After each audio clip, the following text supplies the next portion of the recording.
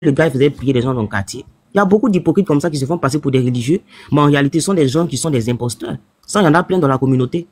Et même hier, je pense, il y a une femme au Ghana aussi qui a été attrapée. C'était une féticheuse. Et elle a fait comme si du genre, elle s'était convertie. Donc, elle est rentrée dans le christianisme et tout. Sauf que là-bas, encore, elle continuait ces trucs-là.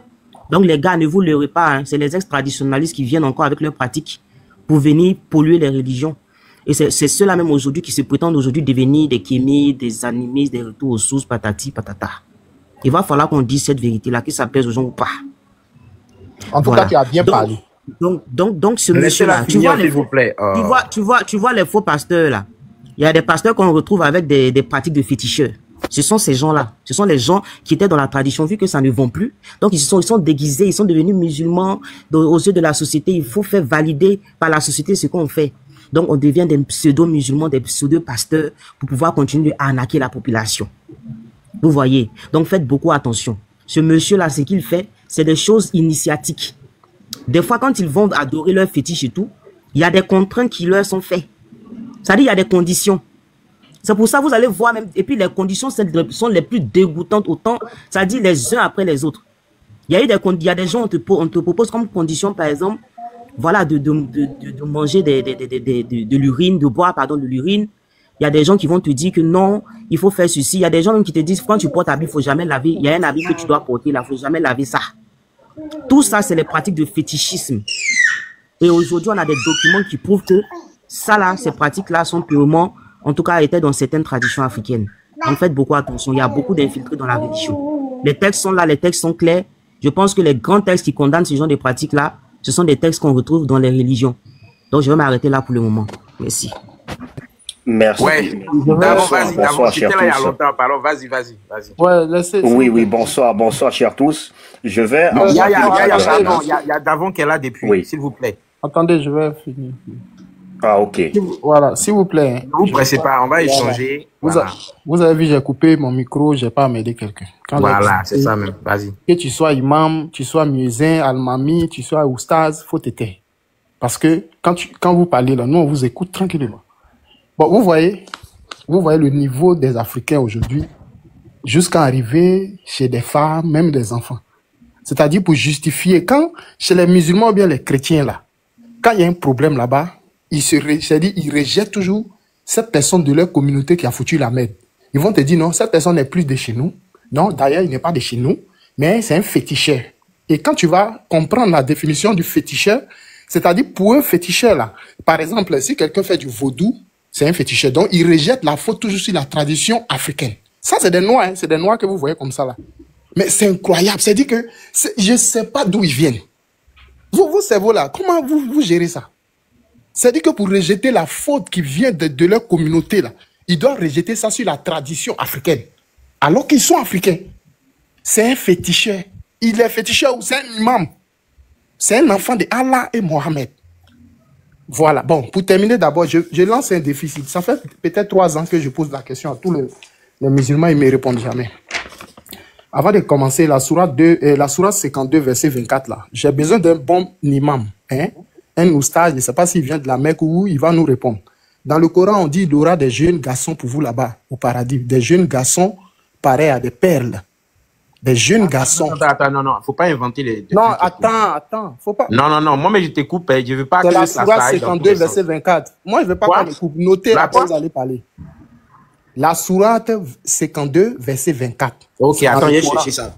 Voilà, faut lire toi-même, tu vas voir. Faut chercher, puis tu viens lire. Donc, moi, je veux que vous m'expliquiez ça d'abord. Quand vous avez fini de parler là, vous allez nous expliquer c'est pourquoi Allah dit que ceux qui vont aller, puis ça parle des hommes. La sourate combien, attends. C'est la sourate 52, verset 24. Donc, cette sourate-là, vous allez attendre, certains musulmans vont vous dire que non, ça parle des femmes qui auront des jeunes garçons. C'est faux. Quand vous remontez, vous allez comprendre que ça parle des hommes. La sourate parle des hommes qui auront des petits garçons à leur service au paradis là-bas. Donc, pourquoi vous plaignez? Laissez le gars, il est avec ses jeunes garçons. Là maintenant, attends. La reine, tu me cherches.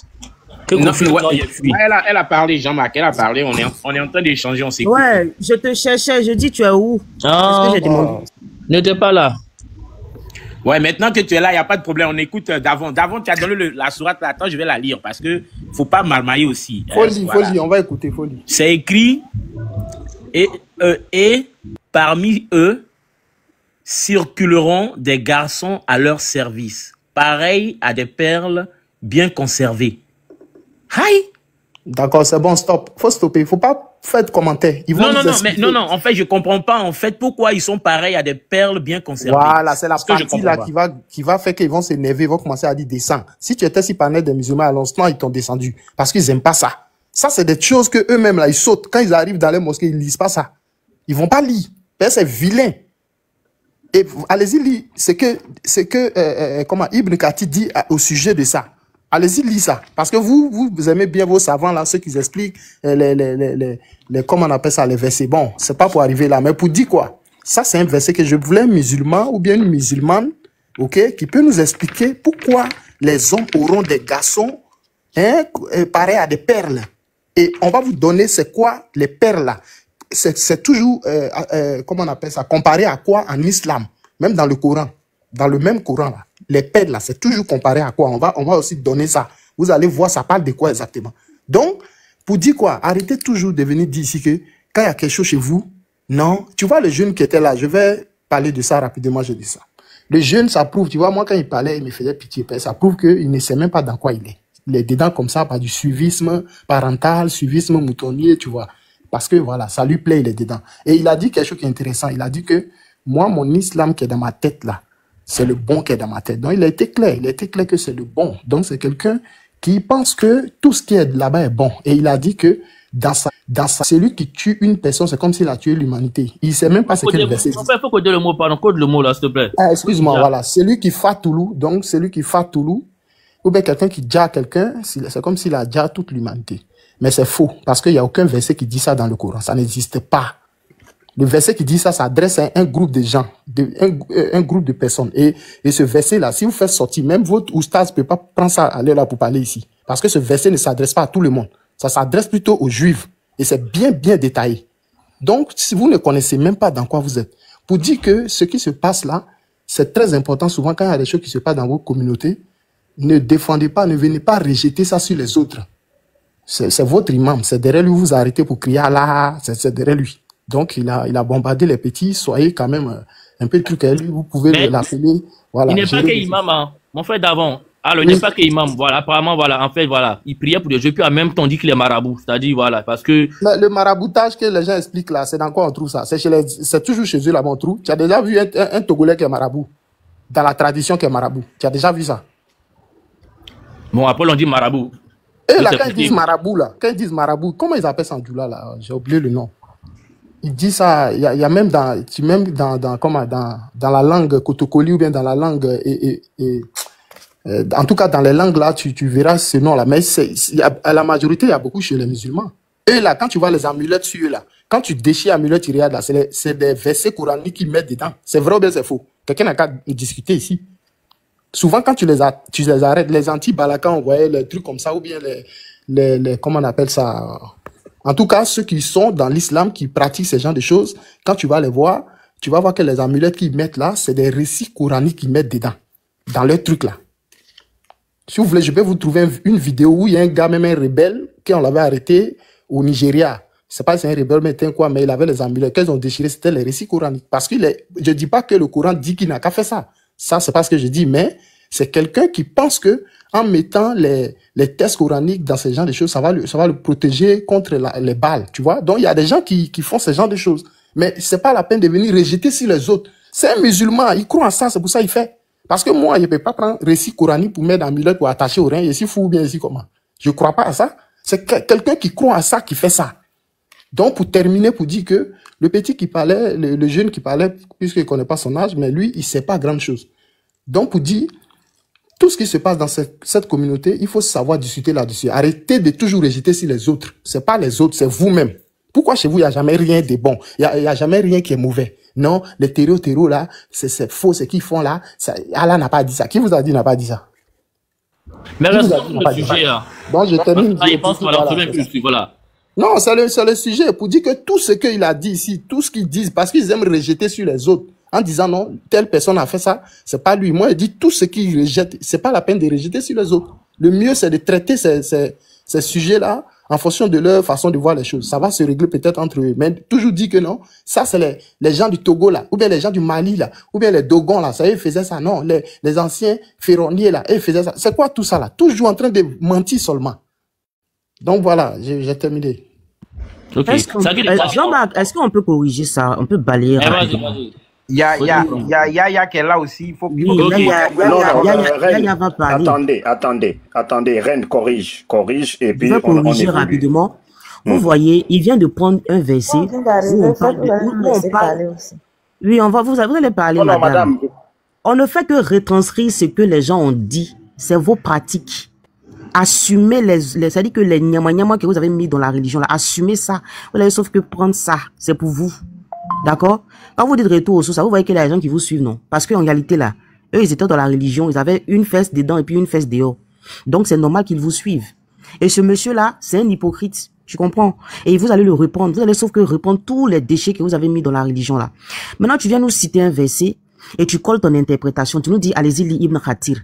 Ibn Khatir n'a jamais dit que ces jeunes-là sont faits pour soi-disant rapport ou quoi que ce soit. Dis que tu es un woubi. Si tu es un woubi et que ton derrière ouvert, là, faut dire ça en même temps. Là, comme ça, on va savoir pourquoi tu interprètes ce verset comme ça. Parce que le fait qu'on sève, les jeunes passent, ils sèvent. On te dit, ils sèvent. Toi, tu dis que c'est pour faire quoi? Sachant très bien que le paradis, là, c'est femmes et puis hommes qui rentrent là-bas. Déjà, vous avez dit que les houris, là, c'est pour les hommes. On a compris. Maintenant, s'il y a garçons là-bas, c'est que c'est pour les femmes. Pourquoi c'est forcément avec les hommes qui vont taper? Parce que vous-même, là, vous êtes dedans aussi. Il faut faire vos coming out. Ne venez pas interpréter ou coller des interprétations. Tu as cité Ibn Khatir. Pourquoi tu ne l'as pas lu? Et quand tu vas citer Ibn Khatir, tu vas citer tous les autres exégètes parce que Ibn Khatir donne son avis, comme d'autres exégètes aussi donnent leur avis. D'accord? Donc, venez pas faire les hypocrites ici. C'est vos gars, prenez-les. D'accord? Ce sont des pratiques ancestrales et traditionnelles. Toi, vieux aussi, tu lis les versets, tu te joues les choqués. Qu'est-ce qui est choquant dedans? Ça aurait été peut-être un texte qui était dans un livre du Cheikh Anta Diop. Tu aurais dit non, ça n'a aucun rapport. Mais vu que c'est l'islam, oui, il faut continuer de faire preuve de mauvaise foi, comme tu sais bien le faire. Mais on va toujours récupérer un à un. Maintenant, tu dis quoi? Nous, on te dit, est-ce que dans votre spiritualité ancestrale, là, c'est interdit, cette pratique-là? Tu vas me donner des sources. Ne me parlez pas des lois de la maths. Hein. Venez pas me parler des lois de la maths. Parlez de vos traditions. Parce que ces gens-là, c'est la tradition qu'ils suivent. Hein. Que vous le voulez ou pas, on va vous rappeler ça. Maintenant, tu dis que non, c'est des versets coraniques. C'est toi, tu sais. Hein. C'est toi, tu t'en vas faire. Donc, tu sais ce qu'il y a écrit dedans. Parce que pour vous, lorsque les gens écrivent en arabe, c'est que c'est coranique. C'est ça qui fait que vous ne comprenez jamais rien. Écrire l'arabe ne veut pas dire forcément que c'est coranique. Les premiers lettrés, d'accord? Ça dit les lettrés, en Afrique de l'Ouest, c'était en arabe. Donc tous les féticheurs, les marabouts, ce qu'on appelle marabouts, c'est en réalité des féticheurs. Sinon, le sens originel de marabout ne veut jamais dire de faire des consultations, de regarder l'avenir ou de faire des médicaments. Ça, c'est strictement interdit. C'est ce qu'on appelle le shirk. Et c'est ce que l'islam combat. C'est comme à un moment donné, quand les gens ont infiltré l'église, ou bien quand les gens vont infiltrer la religion musulmane pour faire rentrer le racisme. C'est la même manière qu'ils vont infiltrer et rentrer dans la religion par opportunisme. Et ce monsieur-là, c'est un opportuniste. D'accord? Et c'est un féticheur. Vous le voulez ou pas, c'est un fait. Maintenant, Yaya, il est là. Moi aussi, je vais sortir mes documents qui prouvent que, même dans les cours des rois, il y a eu des gens qui ont été attrapés. Il y a eu des gens qui ont été attrapés. D'accord? Et ces gens-là, ils ont été brûlés, non, si je ne me trompe pas. Il y a un roi traditionnaliste. Lui, son travail, c'était de prendre ses serviteurs par le derrière. Je pense que c'est Kwanga ou un truc comme ça, c'est un roi du Bouganda. Lui, c'était sa pratique qui était là. Est-ce que c'était interdit dans sa tradition? Non.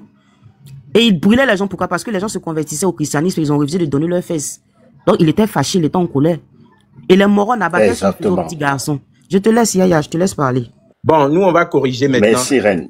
Je vais corriger. Merci, Reine, d'avoir. Je vais corriger beaucoup de choses là. Monsieur Yaya, vous avez donné votre parole, votre temps à Reine. Après, non, mais le temps de parole. On est dans un échange. Attendez, monsieur. Il va parler d'abord. On est dans un échange de parole. Il faut qu'on se respecte. On est venu vous sauver ici. On vous a trouvé. Vous avez venu vous trouver ici pour parler. Vous devez recadrer certaines choses. Monsieur. Non. Il va parler. Non, monsieur le vieux. Je dois parler quand même. J'étais là. Vous avez parlé depuis longtemps. On vous a écouté. Non. C'est mon temps de parole. Monsieur Jean-Marc. Monsieur Jean-Marc, j'ai le droit d'avoir un temps de parole. Non. Parce que Jean-Marc, lui, on lui a donné la parole, il a voulu que...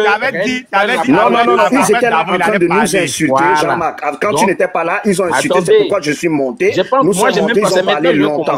Donc on doit répondre à toutes les bêtises qu'ils ont racontées, on doit balayer tout ça. Mais attends, Jean-Marc. Jean-Marc, quand tu n'étais pas là, demande comment j'ai partagé la parole. Demande à n'importe qui ici.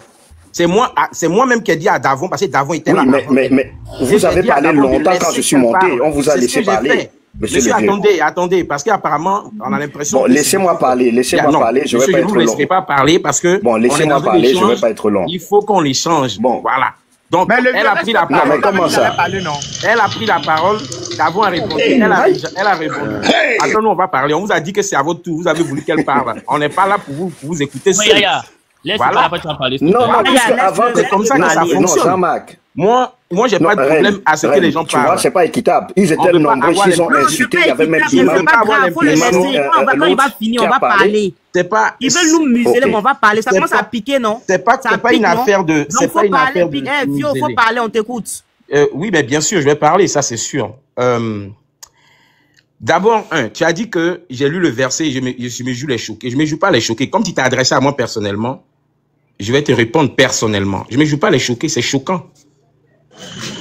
C'est choquant. Voilà. Pourquoi c'est choquant? Parce que l'expression, c'est poétique. Donc je dis, mais qu'est-ce que ça veut dire?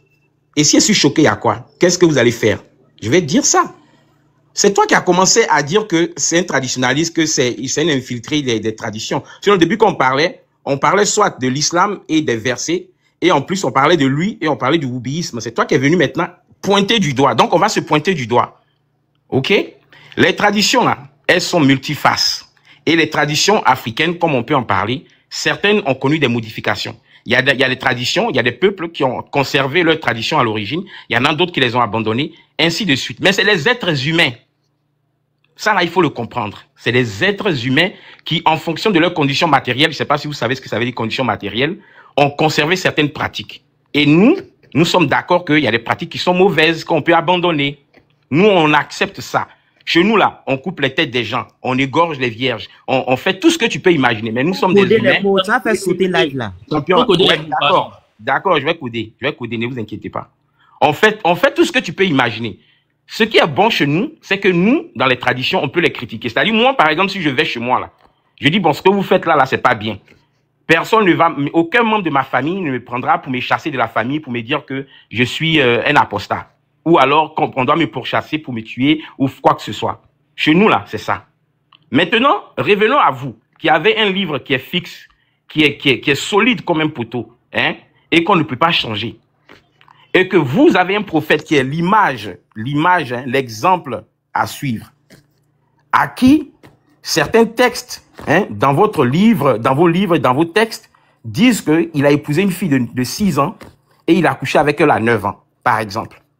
Et ça, c'est pas nous qui le disons. Ça existe il y a longtemps et les gens ont confirmé cela. C'est pas de ça qu'on parlait, en fait. On peut, par exemple, prendre cet exemple-là. On peut prendre des cas, des versets du Coran, par exemple, où, effectivement, on peut m'appeler une fille, même qui n'a pas de règles, qui n'a pas encore ses menstrues. Ce sont des textes du Coran. Maintenant, quand tu vas aller fouiller dans les traditions, bien entendu, comme je le dis, en tout cas, tout kémite ou tout africain traditionnaliste conscient se rend compte effectivement qu'il y a des pratiques qui ne sont plus adaptables. Et on peut les changer.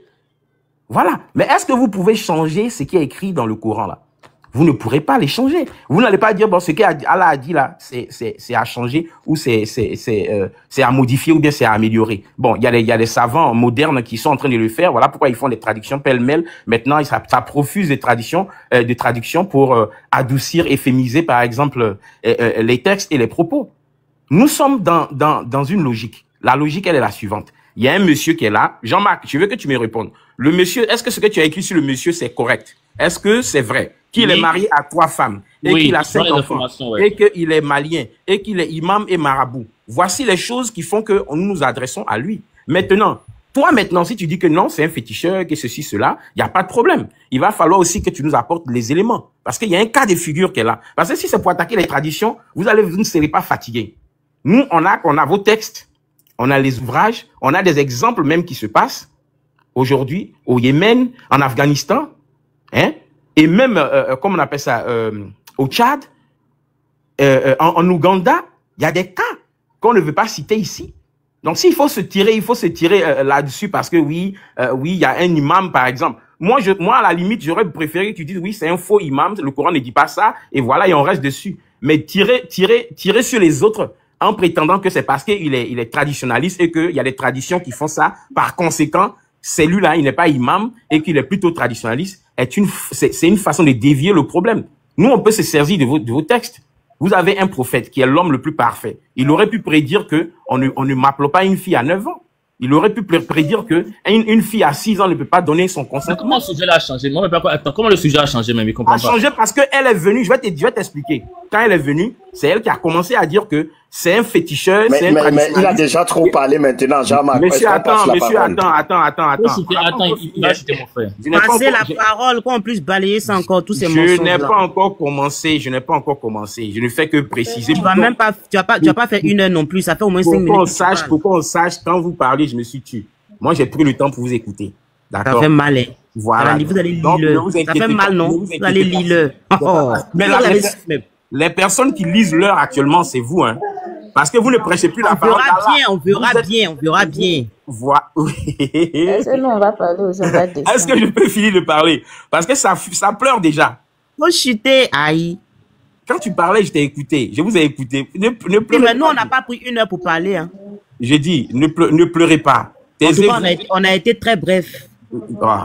Mais ça t'a piqué tellement que tu veux parler 1 heure. Jean-Marc, est-ce qu'on peut parler sans qu'on nous interrompe? Attends, Yad. Je veux juste savoir. Le vieux, attends, s'il te plaît. Kofi, alors tout à l'heure même, dans ma bonne capture, tu dis, apparemment la reine arrivait, elle a fui. Bon, le vieux qui est là, il était en live, je suis parti. Tu comprends? À côté, toi, je suis venu. Et quand tu dis non, que vous insultez l'islam depuis. En fait, toi, Kofi, toi, tu as un problème. Le problème, c'est que toi, qu'on te respecte, n'est pas qu'on te respecte. Mais quand on insulte l'islam, là, ça fait quoi? Tu comprends? Et putain, ça fait quoi à qui d'insulter? Non, attends, le vieux. Mais les gens font dirait qu'on a peur de dire non, le vieux. Non, attends, le vieux. Parce que tout à l'heure, là, on m'a appelé. Maintenant, Kofi, on dirait qu'elle est arrivée, m'a salué. Elle a dit jamais, on dit, il répondait pas. Kofi dit, il est là, il fait exprès. Rien qu'elle se respecte, il n'y a pas peur de la reine. La reine, on se respecte, il va pas peur d'elle. Est-ce qu'il parlait de toi? Il y avait un autre qui était sur le panel. Non, à moi, oui, il a dit ça, et puis à moi, il a dit aussi, il a dit des choses. On dit, regarde, reine, on m'a envoyé une capture, on dit tu es arrivé, tu as dit à Jean-Marc, tu vois un peu, et puis il a dit, qu'il est là, il fait exprès. Oui, je voulais voir ta position par rapport au sujet. Tu comprends? Donc là, si tu es bête là, m'énerve pas, hein. Non, Jean-Marc, faut pas aller dans ce sens. Kofi, laisse tomber. Souvent, il rigole, souvent, il fait ça, il rigole. Non, laisse tomber, Kofi. Laisse-moi, voilà, merci, parce que là, la mienne commentaire, il a dit quoi, que vous insultez l'islam. Le vieux, toi, j'étais l'islam ici. C'est maintenant, on va commencer. C'est l'islam ici. C'est maintenant, on va commencer. Monsieur, moi, j'ai dit, on peut pas être imam et puis être marabout, que pour moi, ça tient pas la route. J'ai mis le sujet par rapport à ce qu'on m'envoie comme information. D'accord. Jean-Marc, pardon, laisse-moi y chuter, pardon. En fait, finalement, là où on n'était pas là, c'est là maintenant je vais aller. Parce que moi, c'est ça que j'aime. Ça m'excite beaucoup. Non, restez sur le sujet de vieux. Non, faut laisser faire de rester sur le sujet là. Quand on me dit que j'ai fait quelque chose que j'ai pas fait là, ça me donne l'envie de le faire, c'est ce que je vais faire. Heureusement pour eux, je maîtrise pas les textes. Arrête ton hypocrisie. Tu as déjà fait ça depuis. Arrête ton hypocrisie. Est-ce que je peux continuer à parler? Arrête de muter les gens en commentaire. Je peux continuer à parler. Tu n'as pas le cardio. Je suis tombé écouter Yaya, s'il te plaît. Oui, mais si on me coupe la parole à chaque fois, finalement, je ne vais pas pouvoir chuter et je ne vais pas pouvoir dire ce que j'ai à dire. Voilà. Okay? Voilà. Je dis que je peux le faire, je n'ai pas besoin des textes de l'islam. Je peux le dire, je peux le faire comme je veux. Et il n'y a personne qui en fait quoi que ce soit. Voilà. Mais je trouve qu'il y a des gens qui le font déjà bien suffisamment. Par exemple, Medusa, Davon, comme on appelle ça, Shigata, ces personnes-là le font déjà bien. Donc, j'ai décidé, par exemple, de temps à autre, de me mêler, mais je ne maîtrise pas, donc je ne vais pas parler de ceux dont je ne maîtrise pas trop. Mais une chose est sûre, c'est que le monsieur-là, c'est un imam, qui a 5 enfants, marié avec 3 femmes, et qui a fait ça.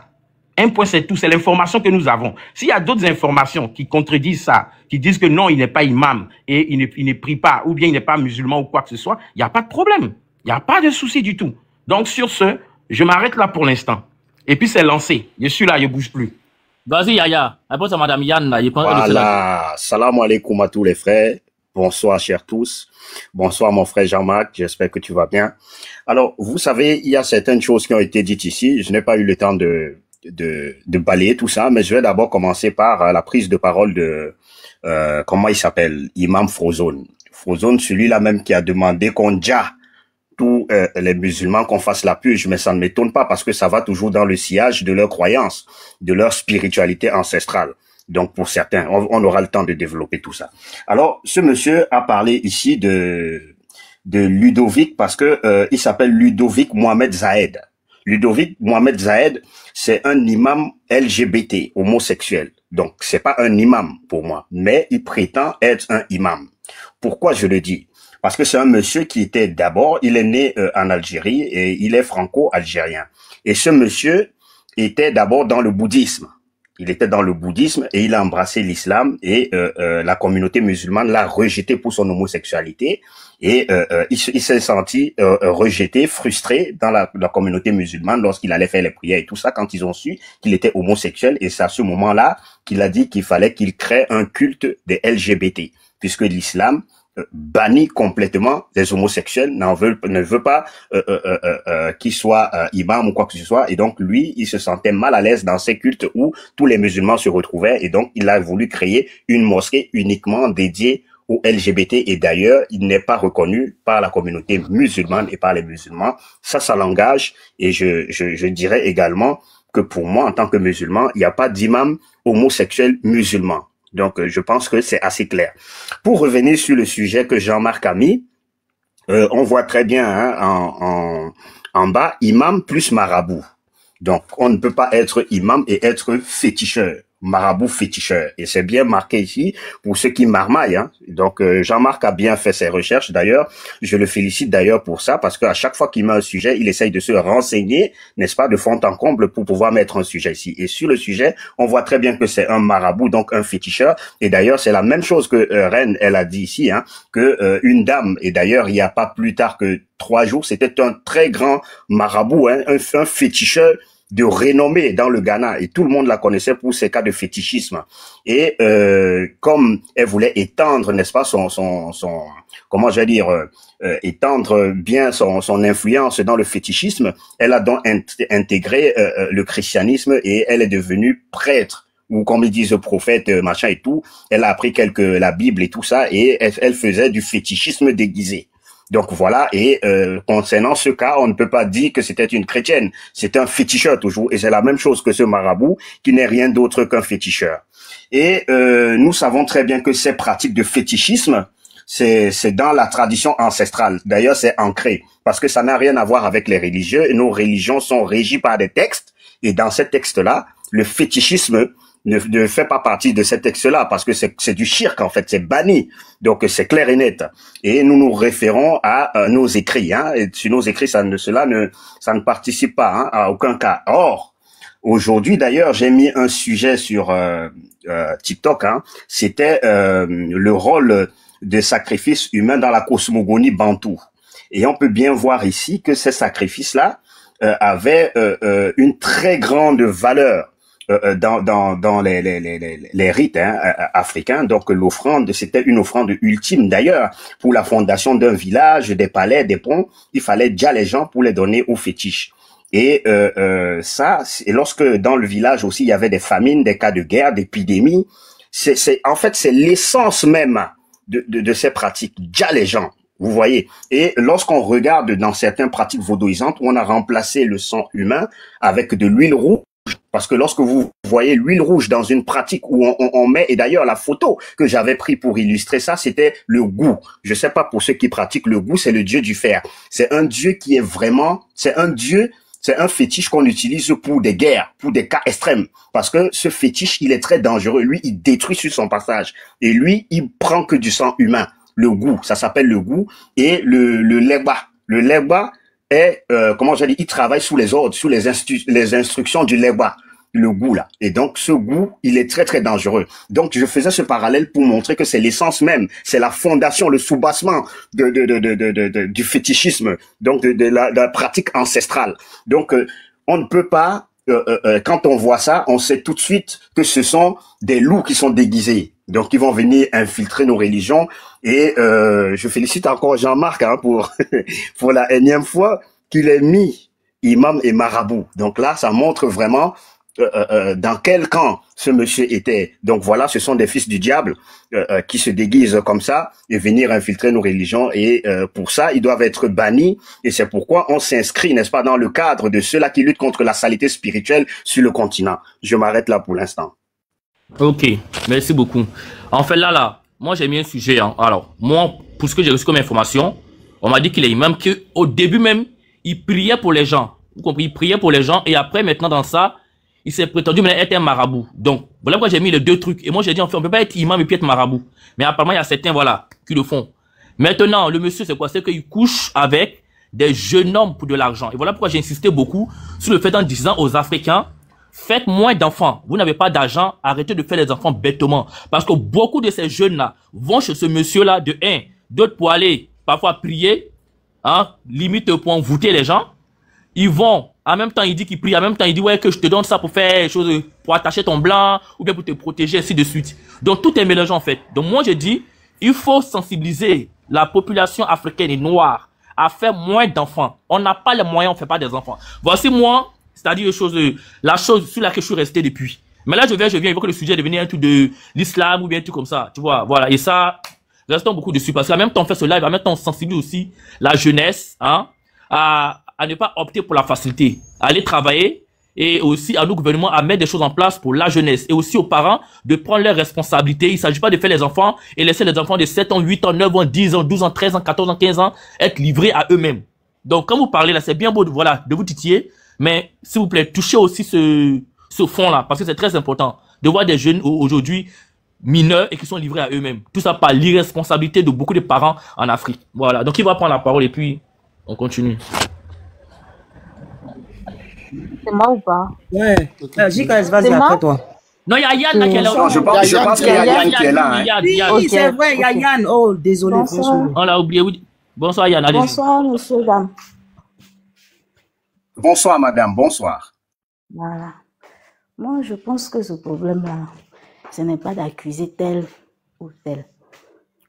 J'entends certaines personnes dire que c'est un mode de vie, c'est un phénomène, c'est rentré, c'est sorti ici.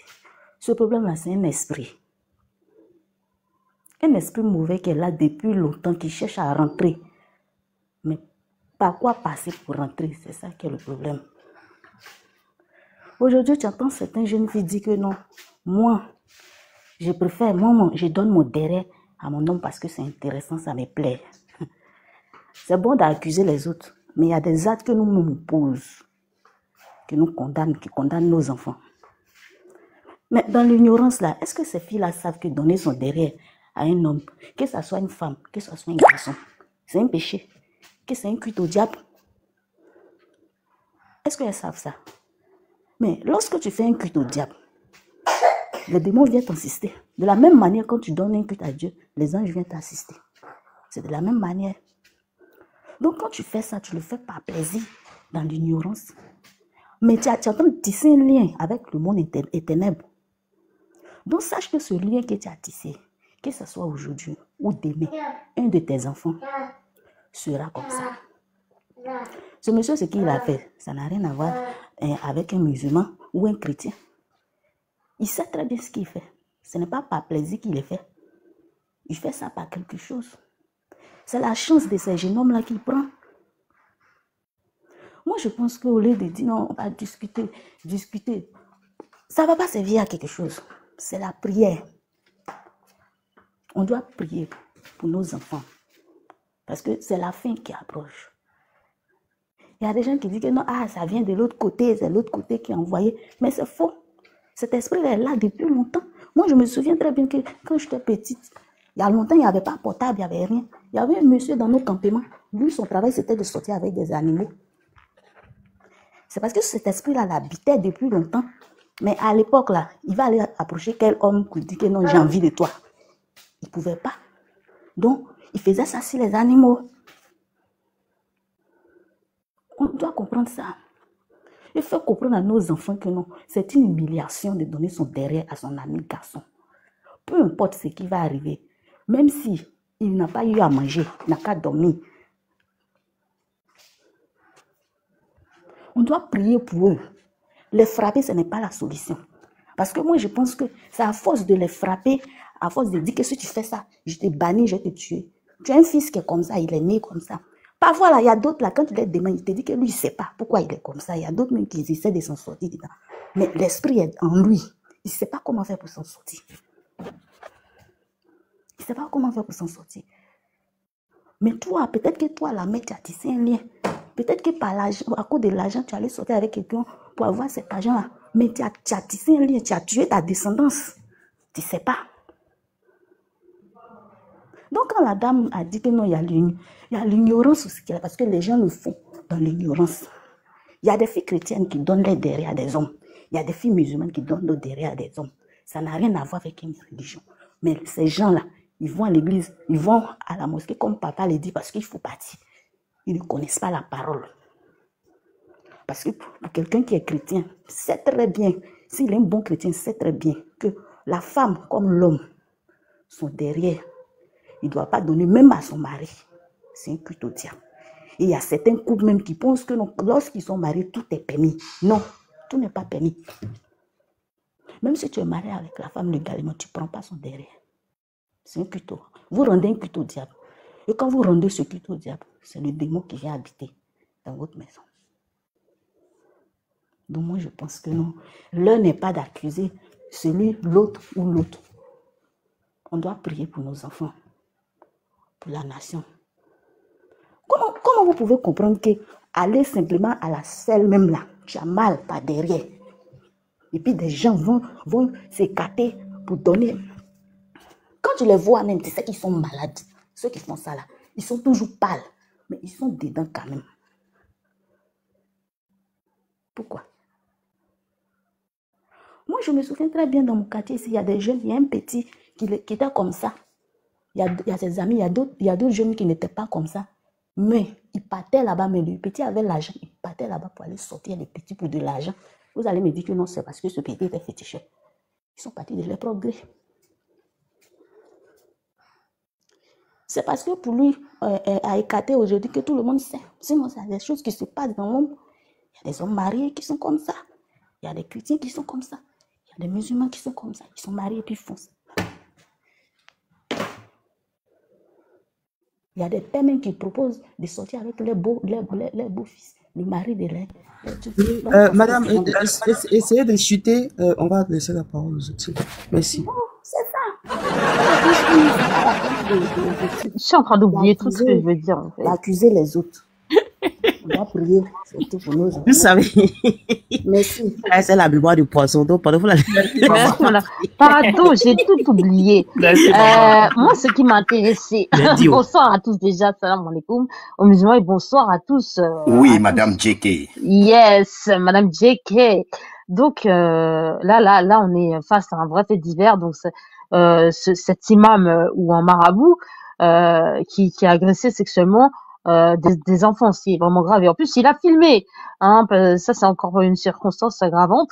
Et il est malien. Donc, si c'est un malien, si j'ai bien compris, qui vit à Abidjan. Moi, ce que j'ai bien aimé, ce que Jean-Marc il a dit, c'est effectivement de contrôler les grossesses peut-être en Afrique avec le planning familial. Ça, j'ai toujours été pour ça. Voilà. Ensuite, qu'est-ce que je vais dire encore?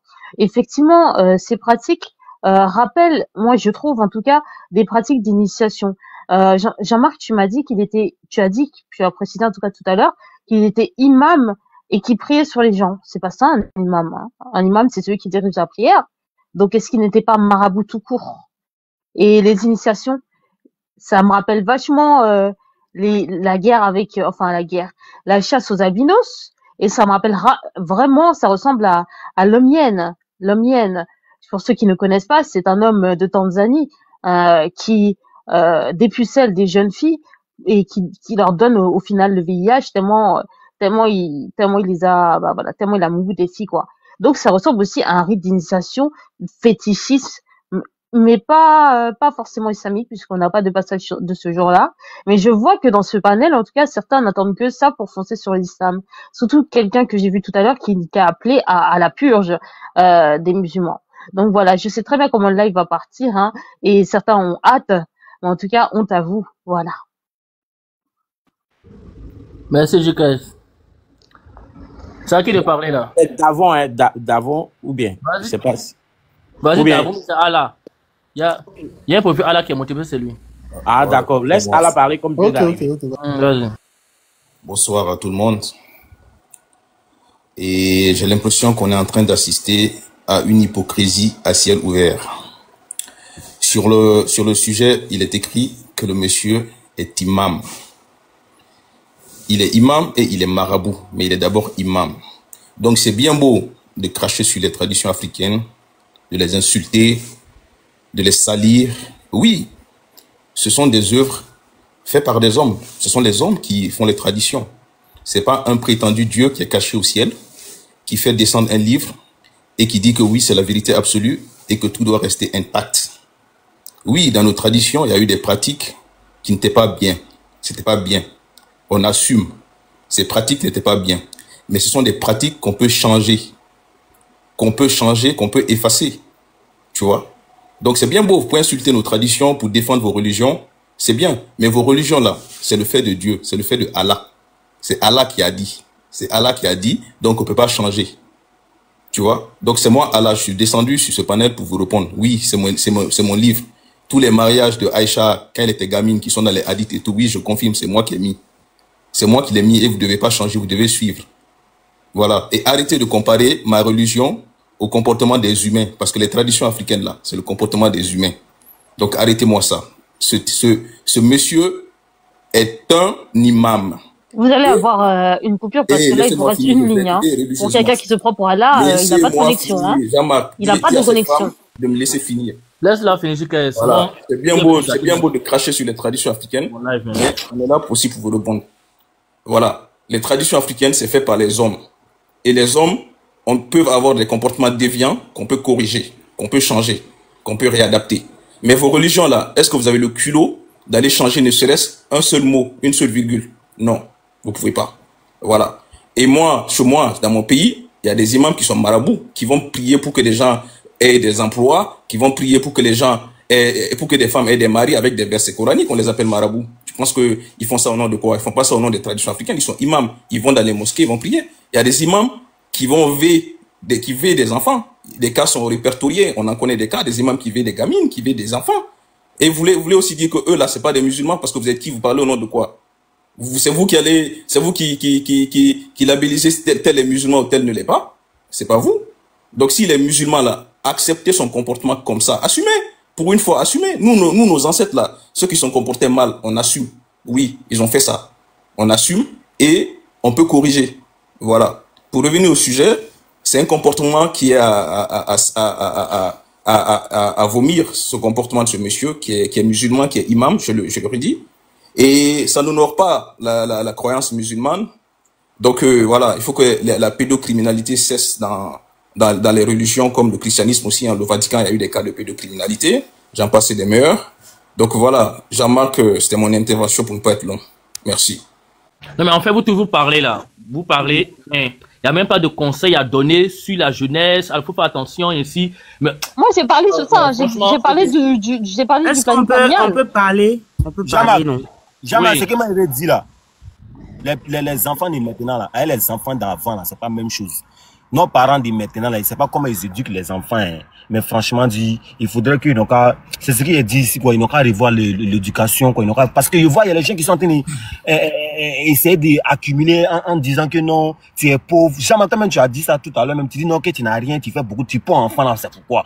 Non mais jamais laisse-moi te dire que même avec tes nègres moyens là, tu peux prendre enfant et puis enfant là va devenir milliardaire.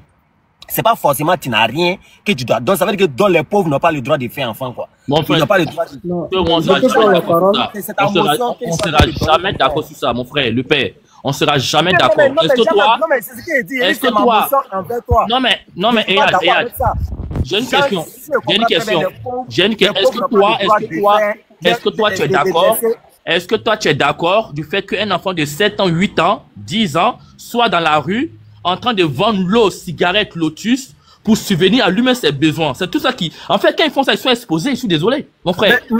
Mais là aussi, c'est pas mal de le dire, c'est vrai, c'est ce que je t'ai dit. J'ai dit, fais enfant, si tu peux pas prendre soin de l'enfant, il y a ça aussi. Mais ça veut pas dire que la personne ne doit pas prendre des enfants. Sinon, tu peux prendre des enfants avec tes moyens. Si tu as les moyens de t'occuper d'eux. C'est vrai, c'est pas normal qu'on prenne un enfant, pour lui mettre, comme on appelle, un enfant de 10 ans, 7 ans, pour lui dire non, va vendre de l'eau. Là, je condamne ça. Voilà. Je condamne ça. C'est pas bien. Ça veut dire que ces personnes qui le font, je sais pas qu'est-ce qui les vient en tête. Parce qu'un enfant, déjà, d'abord, tu le mets à l'école. Quand c'est les vacances, il y a les cours de vacances qui sont là. Mais si tu vois que les parents aussi, ils disent qu'ils n'ont pas de moyens, ils mettent les trucs sur la tête des enfants pour aller vendre. Bon, en tout cas, là, je suis d'accord avec toi, mais ça ne veut pas dire que les pauvres aussi ne doivent pas faire enfant, jamais, quand même. Les pauvres doivent faire enfant. Alors, tu peux pas, c'est-à-dire être d'accord avec moi sur ça et dire aux gens, alors on te dit pas d'être milliardaire pour enfant. Je répète, je dis. Il faut avoir le minimum. Il faut avoir le minimum de pouvoir. En fait, tu me comprends pas. Il faut avoir le minimum de pouvoir t'occuper d'un enfant avant de faire les enfants. Et moi, aujourd'hui, je suis triste quand je vois des enfants mineurs livrés à eux-mêmes. Eux-mêmes, ils payent leur fourniture scolaire, ils payent leur kaki, ils payent leur déjeuner pour aller à l'école. Je dis, c'est pas normal, je suis désolé. C'est le droit des parents. Là, qu'est-ce que tu en sais? Est-ce que les parents sont là? Qu'est-ce que tu en sais? Peut-être que les parents ils ne vivent plus. Ou soit les parents, il y a d'autres personnes qui prennent les enfants côté papa, côté maman, qui prennent les enfants et puis ils s'en vont avec eux. Et puis après, ils ont perdu la vie. Et puis, les enfants, ils vivent dans la main de les tantes. Les tantes, là, ils maltraitent les enfants. Il y a tout ça dedans aussi. Il y a tout ça dedans. Ça, c'est pas forcément... Hollywood. Ben oui. Moi, je vais intervenir, moi, je prends un exemple sur mon côté. Moi, ma femme que j'ai mariée, là, elle vivait chez sa tante. Mais on lui donnait des trucs pour aller vendre au marché. Elle m'a expliqué. Mais sa maman vivait aux États-Unis. Mais on lui disait pas tout. Donc, tu peux laisser un enfant dans la main d'une sœur. Tu peux laisser un enfant dans la... Donc, ça peut être que toi, jamais qu'aujourd'hui, tu peux dire, bon, tu vas aller vivre dans un autre pays et puis laisser ta progéniture dans la main de ta grande sœur ou bien ta petite sœur. Il y a ça, ça existe. Maintenant, sa manière de prendre soin de l'enfant, là, c'est pas de la même manière que tu voulais. Tu comprends? Donc, dans la société, là, il y a tout sur la terre. C'est pas forcément pour dire que non, les parents, ils prennent pas soin de leurs enfants. Sinon, qui va mettre en tête? Et puis, une personne qui va mettre en tête, qui va dire que tu vas prendre ta progéniture, dire, va vendre de l'eau à 7 ans, qui, quand même. Peut-être que ce sont les grandes sœurs, les petites sœurs. Faut prendre soin de mon enfant, hein. Je m'avais dans tel coin, je m'avais fait telle date. Et puis, les enfants, ils prennent pas soin des enfants. Il y a ça aussi qui existe. Sinon, c'est pas forcément. Donc, ça veut dire que nous les pauvres, on n'a pas le droit de pont enfant. Non, mais quand même, jamais sur ce côté-là, il faut rectifier. On doit pont enfant bien. Moi-même, là, j'ai envie de faire 20 enfants ou 15 enfants parce qu'il doit lécher quelque chose si c'est tel enfant est dégagé. Voilà. Maintenant, le gars, là, il sait pas, on dit c'est un Hausa ou c'est un Malien, là. Franchement, quand on regarde même son visage, même, on sait que lui, là, même, c'est quelqu'un, même, il fait pas bon travail. Et puis, le petit, même, qui est à côté de lui aussi, il est influencé par l'argent. Il y a ça aussi qui est là. Peut-être lui, c'est côté jeton, lui, il voulait le vieux aussi, lui, il voulait le derrière. Bon, comme un homme, tu peux donner ton derrière à ton ami garçon. Hein? Je sais pas c'est combien il voulait, ou bien c'est iPhone combien il voulait. Franchement, dit, c'est des Côte d'Ivoire même, le pays même, là, on doit refaire ces pays-là. La Côte d'Ivoire, là, on doit réinitialiser même. Franchement, dit. On doit réinitialiser la Côte d'Ivoire. On ne sait pas, on va où. On va écouter les autres, en fait. Merci. Ok, je vais chuter, merci. Qui prend la parole? C'est Devon ou bien c'est Rennes? Je sais pas. C'est moi, c'est moi. Non, c'est Rennes d'abord. C'est Rennes, ok. C'est Rennes d'abord. C'est Rennes, parce qu'elle a parlé avant toi. Elle a parlé avant toi. Ok, donc, vous avez entendu ici, ça sort des choses aléatoires du genre, oui, vous pouvez pas changer, mais c'est là que vous avez tapé Digba Poto. Genre, vous pensez que genre, vous avez fait bon débarras comme ça. Quelque chose que vous êtes censé changer, pourquoi vous appelez au retour aux sources? C'est vous qui venez dire aux gens, retournez aux sources, c'était bien meilleur. Mais ne nous parlez pas de retour aux sources si vous n'êtes pas prêt à assumer ce qui se trouve dans ces sources-là. C'est tellement simple. Donc, c'est vous qui venez dire encore qu'on doit retourner aux choses. Maintenant, l'homosexualité, c'est une pratique qui n'a pas été interdite dans certaines, en tout cas, la majorité, hein. En tout cas, j'ai un document ici très intéressant. On nous dit, on dit quoi? On dit chez les Bafia du Cameroun, par exemple, les garçons qui n'avaient pas encore de rapport sexuel avec les filles appartenaient à la première étape socialement reconnue de croissance chez l'individu. C'est à partir de cette première étape que on pensait amorcer des relations homosexuelles entre les garçons dans les yeux. D'accord? Ensuite, on dit quoi?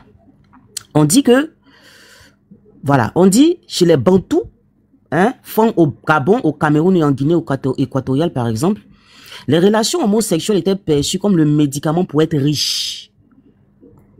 Je pense que ça doit vous faire tiquer. C'est quoi le livre? C'est quoi? Pour être riche.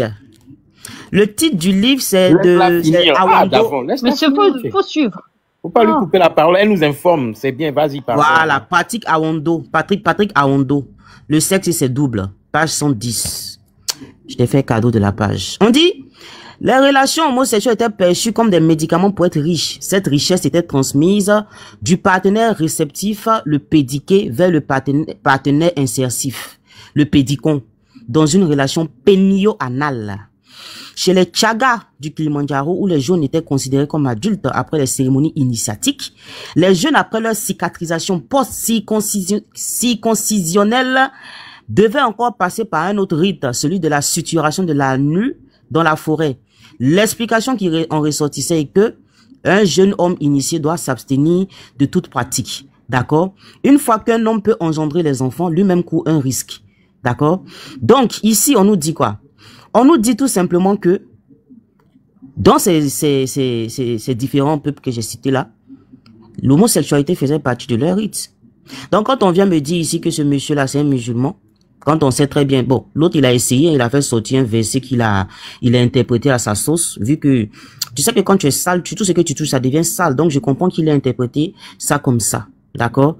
Donc, ce monsieur-là, comme je l'ai dit tantôt, je le répète, ce sont des gens qui ont infiltré la religion. Parce que la religion, elle est claire. La religion condamne cette pratique-là. Maintenant, quand on vient me dire ici qu'Aïcha a marié 6 ans, ce n'est pas un dogme chez nous. Les hadiths ne sont pas un dogme. Les hadiths peuvent participer justement à l'élaboration. En tout cas, il y a beaucoup d'éléments qui sont intéressants dans les hadiths pour mettre la forme dans l'islam. Mais il y a des hadiths qui sont rejetés aussi. D'accord? C'est ce que vous ne comprenez pas. Vous pensez que moi, je suis sunni juste quand vous allez venir donner hadith là. J'ai dit amen. C'est pas comme ça. Il y a des gens qui ont mis... Est-ce que vous connaissez Ghazali? Est-ce que vous connaissez ce monsieur-là? C'est un savant. Et il a remis en question, justement, les hadiths. Oui, c'est pas le même Al-Ghazali là, hein, c'est l'autre, c'est un autre. Lui, c'est dans les années, je pense, au 19e siècle. Donc, lui, il remet en question, lui, il dit que non, on ne peut pas prendre tous les hadiths dits authentiques. Est-ce que vous connaissez les Moutazilites? Est-ce que vous connaissez ce courant-là? Moi, je pousse plus leur paradigme. Et les hadiths, on peut les rejeter.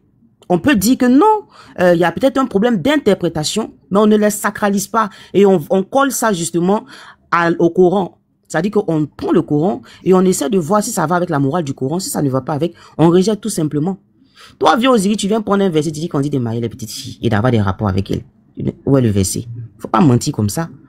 Le verset dont tu parles, Sourate 105, verset 4, là-bas, là, on parle pas de marier, on parle de divorce. Et c'est dans l'interprétation de certains exégètes qu'on voit ça. Et même pas tous les exégètes, parce que moi, j'ai au moins 5 exégètes ici.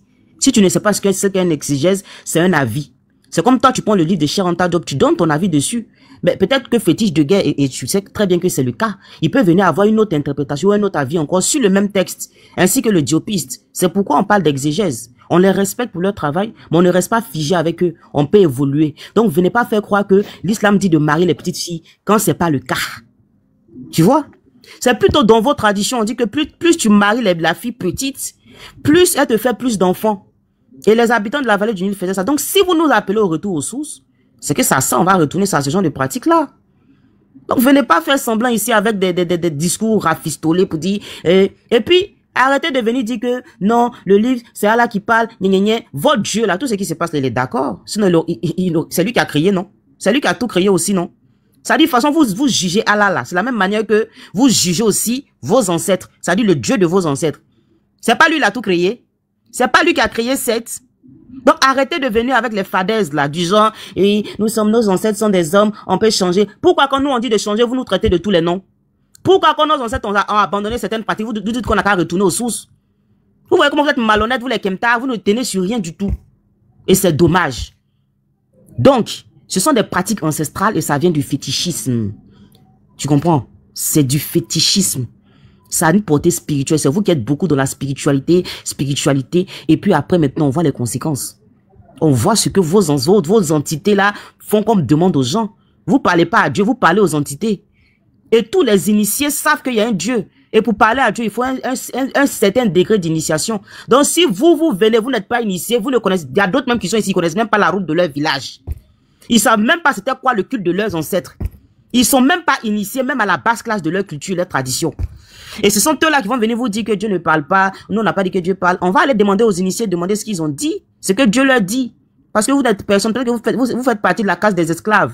C'est pourquoi vous estimez que Dieu ne parle pas. Ce sont ceux qui sont initiés, qui sont dans le haut grade de l'initiation. Ils savent très bien interpréter les signes de leur Dieu. Donc, ne venez pas faire semblant ici avec les rafistolages. Et puis, vos hadiths là, si vous pensez que vous allez prendre un hadith, vous faites notre bouche là, vous avez tiré balle à terre. Parce que maintenant, là, nous, on prend ce qui va avec notre logique. Si ça ne va pas avec notre logique, on dépose. D'accord? Voilà. Donc, Yaya, je laisse la parole à qui va prendre la parole. Merci. Bon, le vieux, Jean-Marc, d'abord, Jean-Marc a dit quelque chose ici. Je voulais revenir. Elle a fait 7 minutes, je précise, elle a fait 7 minutes 13 secondes. Ouais, et puis, même 82 pas fait ça. Quelque chose. Donc, c'était pour préciser. Moi, je n'ai pas interrompu du tout. Je n'ai pas crié sur quelqu'un. Ouais, vous avez exactement. Vu, non? Voilà, prends la parole. Vous n'êtes pas qu'on dise après. Je répète encore. Si je parle, laissez-moi terminer. Quand j'ai fini, vous allez parler. Vous voyez, moi, j'ai toujours dit les choses là. Ça a toujours un point qui va bloquer ces personnes-là. C'est pas pour rien, le prophète a dit les femmes sont déficientes en intelligence. C'est dit en intelligence là, les femmes sont déficientes. C'est entre eux là-bas. Hein. Bon, il y a 2 femmes qui viennent d'intervenir. On a compris ce qu'elles ont dit, d'accord? Et il y a une femme aussi qui a dit non, il faut beaucoup prier, c'est pas une question de quoi. Ma chérie, on ne prie pas pour ça. Pour que Oubia quitte d'un pays là, c'est les lois humaines qui peuvent faire partie ça. C'est-à-dire, soit la loi dit, on peut voter une loi qui dit qu'on ne veut plus voir ça. Celui qu'on voit faire ça, il ira en prison. Prier là, ça peut jamais rien enlever. Tu sais pas qu'il y a Oubi en Arabie Saoudite. Il y a Oubi là-bas fatigué. Il y a Oubi fatigué en Israël. Beaucoup même. Juste quand ils ont les drapeaux là même. C'est les Arabes là, ils cachent pour eux. Sinon, ils sont versés là-bas. Ils vont à la Mecque même. Donc voilà, ça c'est une parenthèse fermée. Maintenant, il y a le frère Jean-Marc qui avait dit quelque chose. Il a dit que lui, bon, dans sa parole, hein, lui préfère ce qu'il voit, il faut pas faire beaucoup d'enfants. C'est-à-dire, si tu n'as pas les moyens, il faut pas faire beaucoup d'enfants. Le problème n'est pas lié à faire beaucoup d'enfants. Parce que moi, je connais des gens qui ont près de 30 enfants. Et moi, d'ailleurs, mon grand-père a eu 42 enfants. Il y a mon père plus 41. Tu vois? Et toutes ces personnes-là, il n'y a aucun oubli dedans. Et il était très pauvre. Il n'était pas un gars qui est riche. Donc, pour te faire comprendre ça.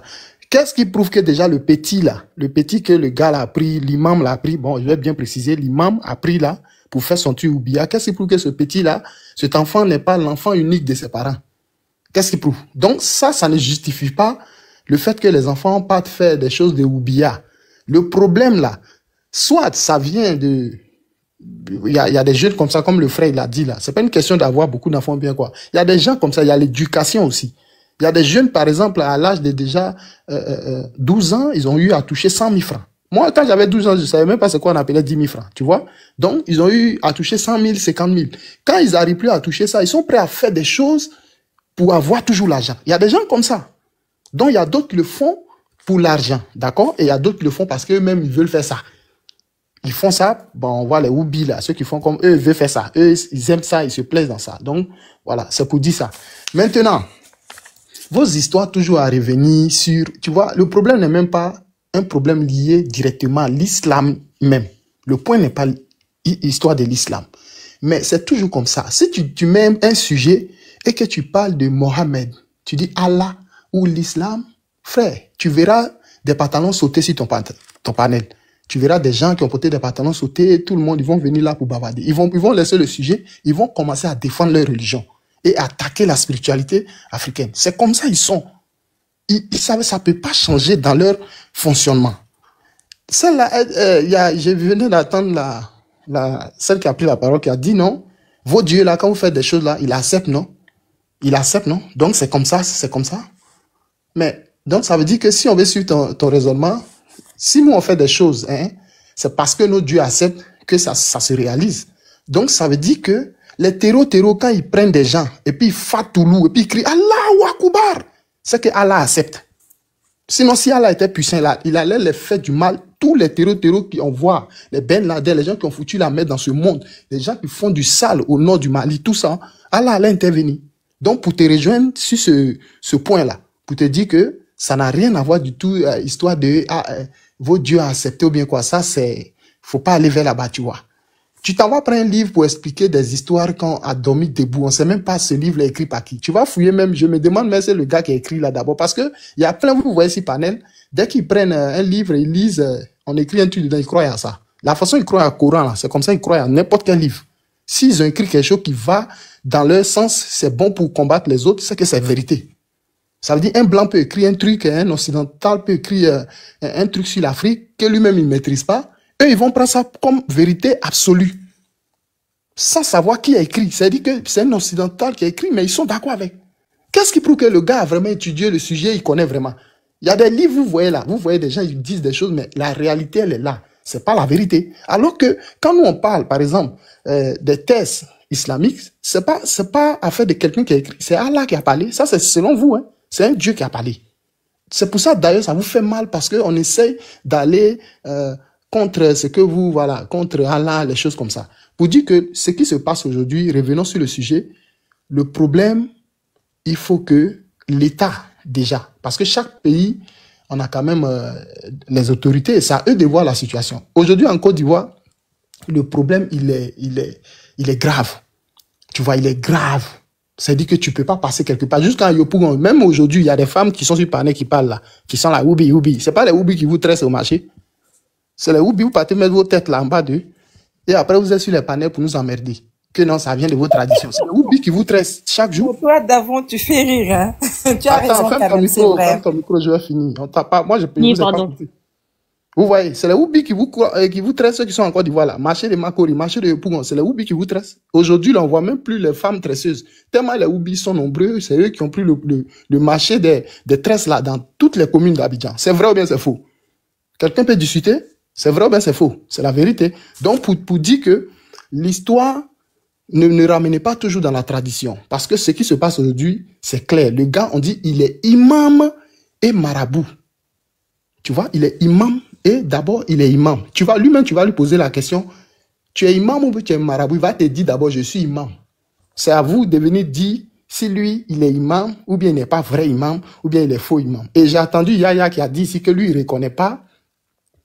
Je termine par ça, pour ne même pas faire truc. J'ai entendu Yaya qui a dit ici que lui n'est pas d'accord avec l'imam LGBT qui est en France là. Il est algérien et tout.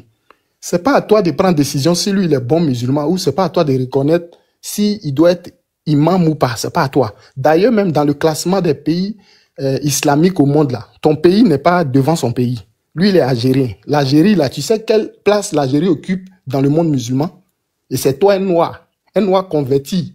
Il n'y a même pas quelques siècles. Et c'est toi, tu es converti tout près ici là. Tu as venu dire un Algérien qui est musulman, toi tu n'es pas d'accord parce qu'il est oubi. Vous faites trop rire quoi. C'est eux qui vous ont envoyé ça. Et ils seront oubliés, ils seront vos imams, vous devez l'accepter. Donc ne revenez pas toujours à prendre la tradition pour rajouter à vos bêtises là. La tradition n'a rien à voir. Vous foutez la merde, assumez votre merde que vous assumez, que vous propagez partout là. Quand on parle de terreau, non, c'est pas nous, c'est pas écrit ici. Quand on parle de Oubia, non, c'est jamais vous, mais ça vient toujours de chez vous. Moi, j'ai jamais vu un traditionnaliste impliqué dans ce genre de choses-là. Jamais. Tu vas pas attendre, on dit, un prêtre vaudou, quelque part là-bas, il passe son temps à Mougou Bouddha des gens. Jamais tu vas attendre ça. C'est toujours, c'est un pasteur, hein, c'est un imam. C'est toujours vous là, vous les deux groupes là. Pourquoi c'est toujours vous deux? Ça veut dire qu'il y a un problème chez vous. Et je termine pour chuter. Le test que j'ai donné là, moi, j'ai pas dit que le test dit que l'islam autorise ça. C'est pas ce que j'ai dit, hein. Je dis, faut nous donner, faut nous dire. Parce que, on dirait, vous lisez pas bien vos tests là. Le test est clair. Au paradis là, vous aurez des jeunes garçons, hein, pareils comme des perles à vos services. La question même là, c'est quel service? Quels sont les services que ces jeunes garçons là vont vous offrir? Quels sont ces services-là? Et pourquoi Allah donne des jeunes garçons? Et puis, elle veut mentir que non, c'est des femmes. Qui t'a dit c'est des femmes? Toi, tu connais cette sourate-là que moi? Tu penses que aller à la mosquée veut dire tu connais sourate? Faut lire, tu lis du début. La sourate 52, verset 1 à 24. Quand tu vas lire, tu vas comprendre que ça ne parle jamais des femmes. Ça parle des hommes. Les hommes qui auront des jeunes garçons à leur service au paradis. Quel service vont vous rendre? Toi, tu es grand gaillard. C'est-à-dire que, en fait, vous, je ne sais pas comment vous réfléchissez. Tu arrives au paradis. Bon, la question même, les jeunes là, ils sont morts pour arriver au paradis ou bien ils ont été créés spécialement et ils vous attendent là-bas au paradis. Réfléchissez un peu. Vous voyez, c'est dans tout ça là qu'on est ce brouhaha là qui fait qu'on discute. Parce que vous n'arrivez même pas à assumer vos propres tests. Assumez. Donc, voici un test. Il faut nous expliquer le test. Tu nous lis. La façon dont tu as pris le livre, tu étais pressé. Tu as lu le livre tout à l'heure en parlant des Africains qui, voilà, dans la tradition, ils sortaient avec des enfants qui sortaient entre eux ou quoi, là. Tout ce blabla. Lis le même livre. Pourquoi depuis là, tu lis pas ton livre, là? Tu as peur du Coran? Tu n'as pas, sinon, si tu as peur de toucher, tu peux prendre des ablutions avant de commencer à lire. Il n'y a pas de souci. Faut lire ton livre, là. Lis-nous ça. Et tu nous expliques pourquoi les hommes auront des petits garçons au paradis. Pour quel motif? Allah les amis, tu nous donnes tous les points pour qu'on soit clair. Nous, on n'est pas musulmans, on veut savoir. Parce qu'on est choqués. Voilà. Donc, je termine par là. Et moi, je vais te... Voilà. Oui, non. Après. Le vieux, il va attendre, s'il te plaît. Voilà, il y a juste une petite mission à faire. Ok, d'accord, vas-y. Alors, Devon, il dit que lui, son père avait, je crois, 40 enfants ou bien, voilà, je sais pas quoi. Voilà, et que son père était chose le quatrième d'enfant, là. Déjà, il faut pas comparer l'époque ancienne, hein, de nos grands-parents et l'époque d'aujourd'hui. L'époque ancienne, là, c'est-à-dire que le voisin même, il fait à manger, il invite les enfants à venir manger, les oncles et tout. La vie était moins chère.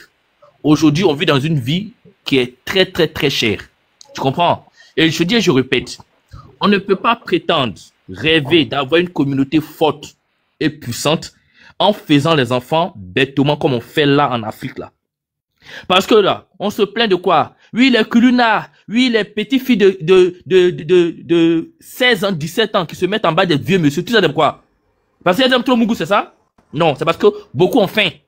Et une personne qui a faim, là, elle est exposée à tout.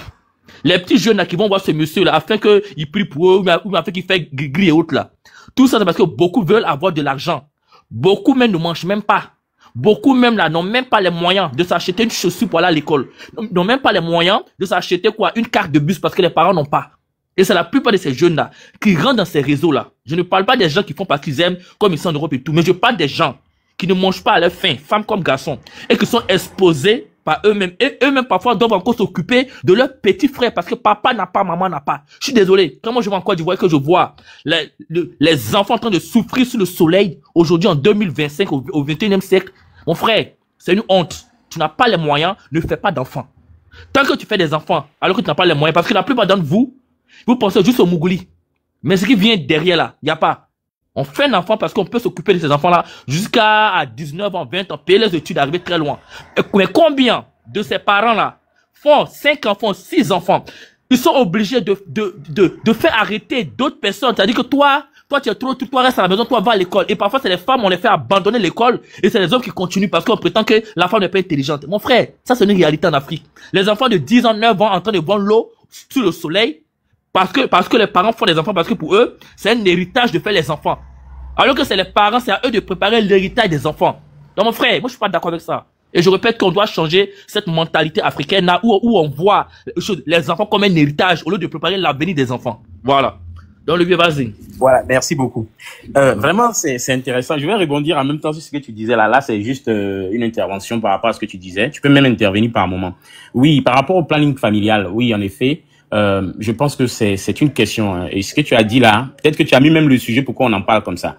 Ça a pris une tournure parce qu'effectivement, on a des frères qui sont vraiment ancrés dans leur religion et que on ne doit pas parler de Mohammed avec des termes dérogatifs et qu'on ne peut pas, il faut pas critiquer ces choses-là. Et donc, c'est ce qui a fait qu'on en est arrivé là. J'ai failli même m'en aller parce que j'ai vu que c'était un peu trop, ça devenait puéril. Mais quand même, je vais essayer de rebondir sur ce que tu as dit avant de rentrer un peu dans le vif du sujet, puis nettoyer certaines choses, hein, voilà, parce qu'il y a beaucoup de choses qui ont été dites. Oui, par rapport à faire des enfants n'importe comment, oui, ce que tu viens de dire là, c'est la réalité sur le terrain. Tu vois, c'est la réalité sur le terrain.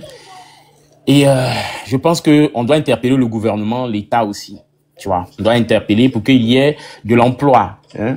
C'est vrai que ça ne va pas forcément éradiquer totalement la prostitution, tu vois un peu ce que je veux dire, mais ça va quand même atténuer certaines choses. Je suppose ça va atténuer. Maintenant, l'amour de la facilité. Il y a quelqu'un qui a même donné un exemple simple ici pour dire que lorsque quelqu'un, on lui donne 10 000, alors que ses parents même ne lui donnent pas 1000 francs et qu'il trouve 10 000 pour quelque chose, alors il est habitué à cette somme-là. Du coup, il n'est plus prêt à retourner à l'état dans lequel il se trouvait financièrement. À un certain âge, moi par exemple, j'ai jamais eu certaines sommes avec mon vieil âge là, c'est maintenant, je découvre un peu comment la vie fonctionne. Par rapport, je connais même pas l'argent, mais moi-même qui vous parle, en matière d'économie, je vaux rien. Pourquoi? Parce que effectivement, ça fait pas partie de notre chez nous, par exemple, c'est l'école, va étudier, tu vas travailler dans le bureau. Et quand ça marche pas, tu es désemparé. Parce que tu trouves pas du travail, tu déprimes, parce qu'on ne nous apprend pas à investir, à entreprendre. Et moi, je suis une victime de ça et je le dis très clairement. Même si ma situation n'est plus la même, je le dis très clairement. On nous apprend à aller à l'école, on nous apprend pas à économiser. Par exemple, nos frères du Nord, ils ont cette capacité-là. Voilà pourquoi c'est eux qui détiennent l'économie. Par exemple, chez moi, à Lakota, c'est eux qui détiennent l'économie. On leur apprend à économiser, on leur apprend à vendre, on leur apprend... Et donc, ce sont des choses qu'il faut aussi intégrer dans l'éducation. Il y a certes cette histoire de planning familial, mais on a beau avoir beaucoup d'enfants, si notre structure éducationnelle au niveau de comment transmettre la connaissance dans le domaine de l'économie, ça s'est fait bien, je pense que ça peut régler le problème, tu vois. Là maintenant, donc c'était pour juste rebondir sur ce que tu as dit là. Je pense qu'il y a des solutions, il y a des alternatives qu'on peut utiliser, tu vois. Et il faut dire aussi que la facilité dont on parle, dont j'ai parlé tout à l'heure, je vais pas m'attarder là-dessus. Je vais dire simplement que il y a eu cette tendance-là que, au lieu d'aller attendre à vendre pour économiser 1000 francs par jour, pour qu'à la fin du mois, ça revienne à 30 000, si j'ai quelqu'un qui peut me donner chaque 2-3 jours, mais chaque week-end, 15 000, 20 000, bah, c'est mieux, quoi, tu vois. Et c'est de part et d'autre. Aujourd'hui, tout le monde est en train de chercher. Il y a une banalité sexuelle qui existe maintenant sur le continent à cause de ce que tu as énuméré, la pauvreté et tout ça. Et effectivement, avant, les familles, on faisait beaucoup d'enfants, d'où la polygamie, on faisait beaucoup d'enfants parce qu'ils aidaient dans les plantations. Nous sommes dans un monde maintenant qui est moderne, où ce n'est plus une question d'aller défricher le champ. Il faut maintenant les mettre à l'école, il faut payer les vêtements, il faut les soigner. Donc, du coup, ce que tu dis, je suis d'accord avec, mais à un certain degré. Voilà. Donc, peut-être que ça va, on pourra allonger dans ce sens-là parce qu'il y a beaucoup de choses à dire. Maintenant, je reviens à ce que la reine a dit parce que, oui, le verset, je l'ai pas cité parce que je pense que beaucoup de gens l'ont suffisamment cité. C'est un verset qui parle du divorce. Mais le divorce, là, on ne divorce pas si on n'est pas marié. Tu dis que ça ne parle pas de mariage, que ça parle que de divorce. Moi, j'ai pas compris, en fait. C'est pas si c'est moi que tu n'as pas compris ou bien si c'est pas assez clair. C'est le verset. La sourate 65, le verset 4, parle de divorce. Ça ne parle pas de mariage. Mais c'est quand on est marié qu'on divorce. Si on n'est pas marié, on peut pas parler de divorce. À moins que tu me dises que là encore, c'est un sens figuré. Là, maintenant, là, ça devient un autre débat. Et effectivement, dans ce passage-là, c'est expliqué très simplement, quand c'est une femme qui ne peut pas, qui n'attend plus de règles parce qu'elle est ménopausée, quand c'est une femme qui peut voir ses règles, il faut attendre la durée d'attente. Voilà, c'est ça. Et après, arrivé un moment, ça parle des personnes qui n'ont pas encore eu de règles. C'est ce que j'ai dit. Et j'ai juste survolé ça pour expliquer que c'est un verset. Et là, je parle sur l'autorité de quelqu'un qui fait souvent des débats, souvent aux États-Unis, il parle de ça. Il dit oui, c'est pourquoi justement les hadiths sont bien et que c'est pourquoi les comment on appelle ça, les livres annexes là sont bien parce que souvent ça explique certaines complications du Coran. Donc moi je pense que même si tu veux défendre ta religion, souvent il faut quand même te mettre dans une position qui va te faciliter ta défense. Voilà. Je veux préciser une chose avant de continuer. En fait, on n'a pas peur d'attaquer l'islam ou quoi que ce soit. Faut pas que les gens vont dire que tu le passais. Kofi, tu as dit une chose, ça m'a fait rire, quoi. Je n'ai pas peur d'attaquer l'islam. C'est pas mon genre et je ne connais pas. C'est pas ma spécialité. Il y a beaucoup d'autres choses à apprendre. Vous savez, il y a beaucoup. Moi, je regrette de n'avoir pas été un bon mathématicien parce que je n'avais pas les moyens, comme Jean-Marc est en train de dire, à faire des cas de bus. Donc, souvent, quand tu as les possibilités, tu t'investis dedans, monsieur. Donc, je lis d'autres choses que de passer mon temps à lire le Coran, à le déchiffrer parce que je vais me confronter à une reine ou bien à Reine Sonika ou bien à quelqu'un d'autre. Non, pas du tout. Les gens le font déjà. Il y a des apostats arabes même qui le font. Ça profuse de partout. Tu vas sur YouTube, tu vas partout. Il y a des apostats maghrébins comme arabes qui le font déjà, qui détruisent l'islam à longueur de journée. Pourquoi moi je vais perdre le temps là-dedans alors que l'Afrique est en train de brûler? On a besoin de chacun dans son expertise. Moi, je suis philosophe. Qu'est-ce que j'apporte à la communauté? C'est ça qui fait que tu vas pas me voir trop là-dedans. J'en parle. Voilà. Et je le dis, je suis athée. Et puis quoi? Qui va me faire quoi? Donc, c'est pour préciser que je n'ai pas peur ni de vous, ni de votre Allah, ni du Coran, ni de la Bible, même des féticheurs du village. Je n'ai pas peur de quelqu'un ici. Il faut que ça soit clair. Quand je vais au village, je vais là-bas. Il n'y a pas quelqu'un qui me fait quelque chose. Voilà, chacun a des priorités. Donc, si vous pensez que vous avez affaire aux gens qui veulent se cacher derrière les mots là, moi, je suis pas dedans. Mais comme je dis, j'ai des priorités. Mes priorités, c'est de me munir le maximum d'informations sur comment faire la renaissance africaine. D'accord? Au point où moi-même, je fais des cours intensifs en anglais parce que je veux lire des ouvrages des Afro-Américains qui parlent d'afrocentricité, qui parlent de renaissance africaine et qui parlent de philosophie. Si vous voulez pas faire ça, que vous voulez passer votre temps à forcément vous renseigner sur les anciennes traditions africaines qui sont néfastes, ça c'est votre problème. Voilà pourquoi je vous ai toujours dit qu'on ne joue pas au même dans la même équipe ou on joue pas à la même division. Moi je suis à une can you please lower the volume please? Et quand mais ça les nous na wolime nous basena. Oh. Et l'opé dans les yes, left after. Donc comme je disais, il faut que ça soit clair avant que je ne continue. Voilà, on était sur un sujet et j'ai posé plusieurs questions. On en a parlé en long et en large. Moi, je n'ai pas de problème avec le wubisme. Les gens qui sont des wubis, c'est une sexualité. Et j'ai étudié ça avec Freud et avec des sexologues à l'université. On étudie les différents penchants sexuels et on connaît ça. D'accord? Moi, la question, ce qui m'a titillé, qui m'a impressionné, c'est le fait que le monsieur soit imam. Et j'ai dit, ça aurait été même un pasteur, j'aurais dit la même chose. C'est-à-dire que, et il y a un jeune même qui m'a répondu, il m'a cloué le bec en disant simplement qu'à partir du moment où c'est pas écrit dans le Coran, on ne peut pas s'attarder sur la religion, mais c'est l'individu qu'il faut critiquer. C'est très simple. Venir incorporer les histoires des traditions. Moi, je n'ai rien à foutre, hein. Je vous le dis très clairement. Je n'ai rien à foutre que les traditions aient fait ou quoi que ce soit. Et justement, c'est ce que j'ai précisé. Quand nous disons le retour aux sources, je viens de me rappeler de la question que Allah m'a dit de répondre. Le retour aux sources dont on parle, en fait, c'est un retour aux sources intellectuelles, épistémologiques et puis historiques. Ça veut dire quoi?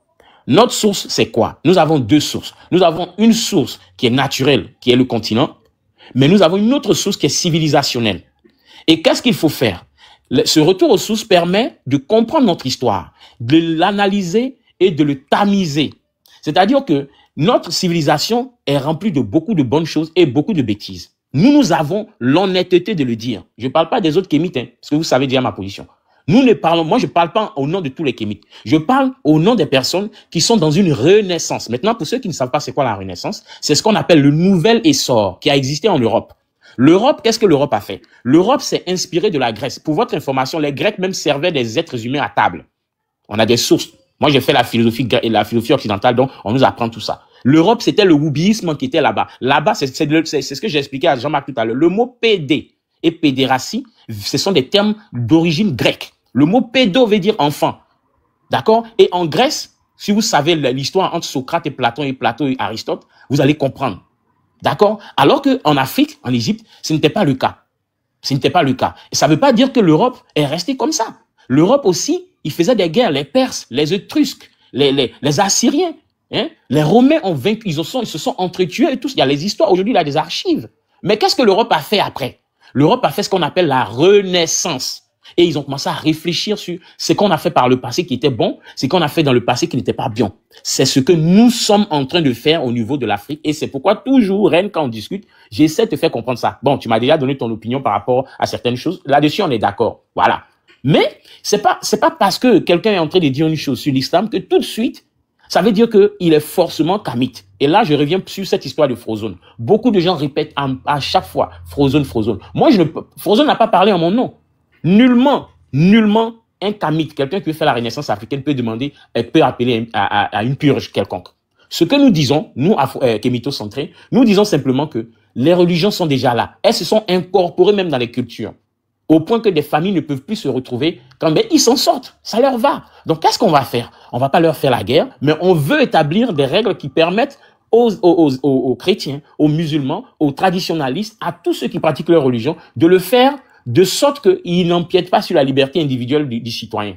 Ça veut dire quoi? Le monsieur imam qui est là tout à l'heure, là, j'ai posé le problème, et Jean-Marc a tort de me contredire ainsi, j'ai pas dit ça tout à l'heure. J'ai dit que, par exemple, si ce qu'il a fait là, aux yeux de la loi ivoirienne, c'est à condamner, on va se saisir de la loi pour le condamner. Mais comme la Côte d'Ivoire est un pays laïque, où il y a la liberté de religion, où il y a la liberté d'expression, on peut pas utiliser les lois islamiques pour le condamner. Et même Frozone, que vous avez insulté tout à l'heure, il a dit que si c'est dans le Coran, il doit être, dans l'islam, normalement, il est condamnable conformément à la loi d'Allah, parce que l'islam n'encourage pas la pédérastie ou bien l'homosexualité.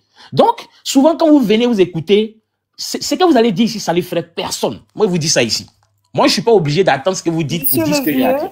Il faut que ça soit clair. On peut revenir sur le sujet. Laissez-moi parler, s'il vous plaît.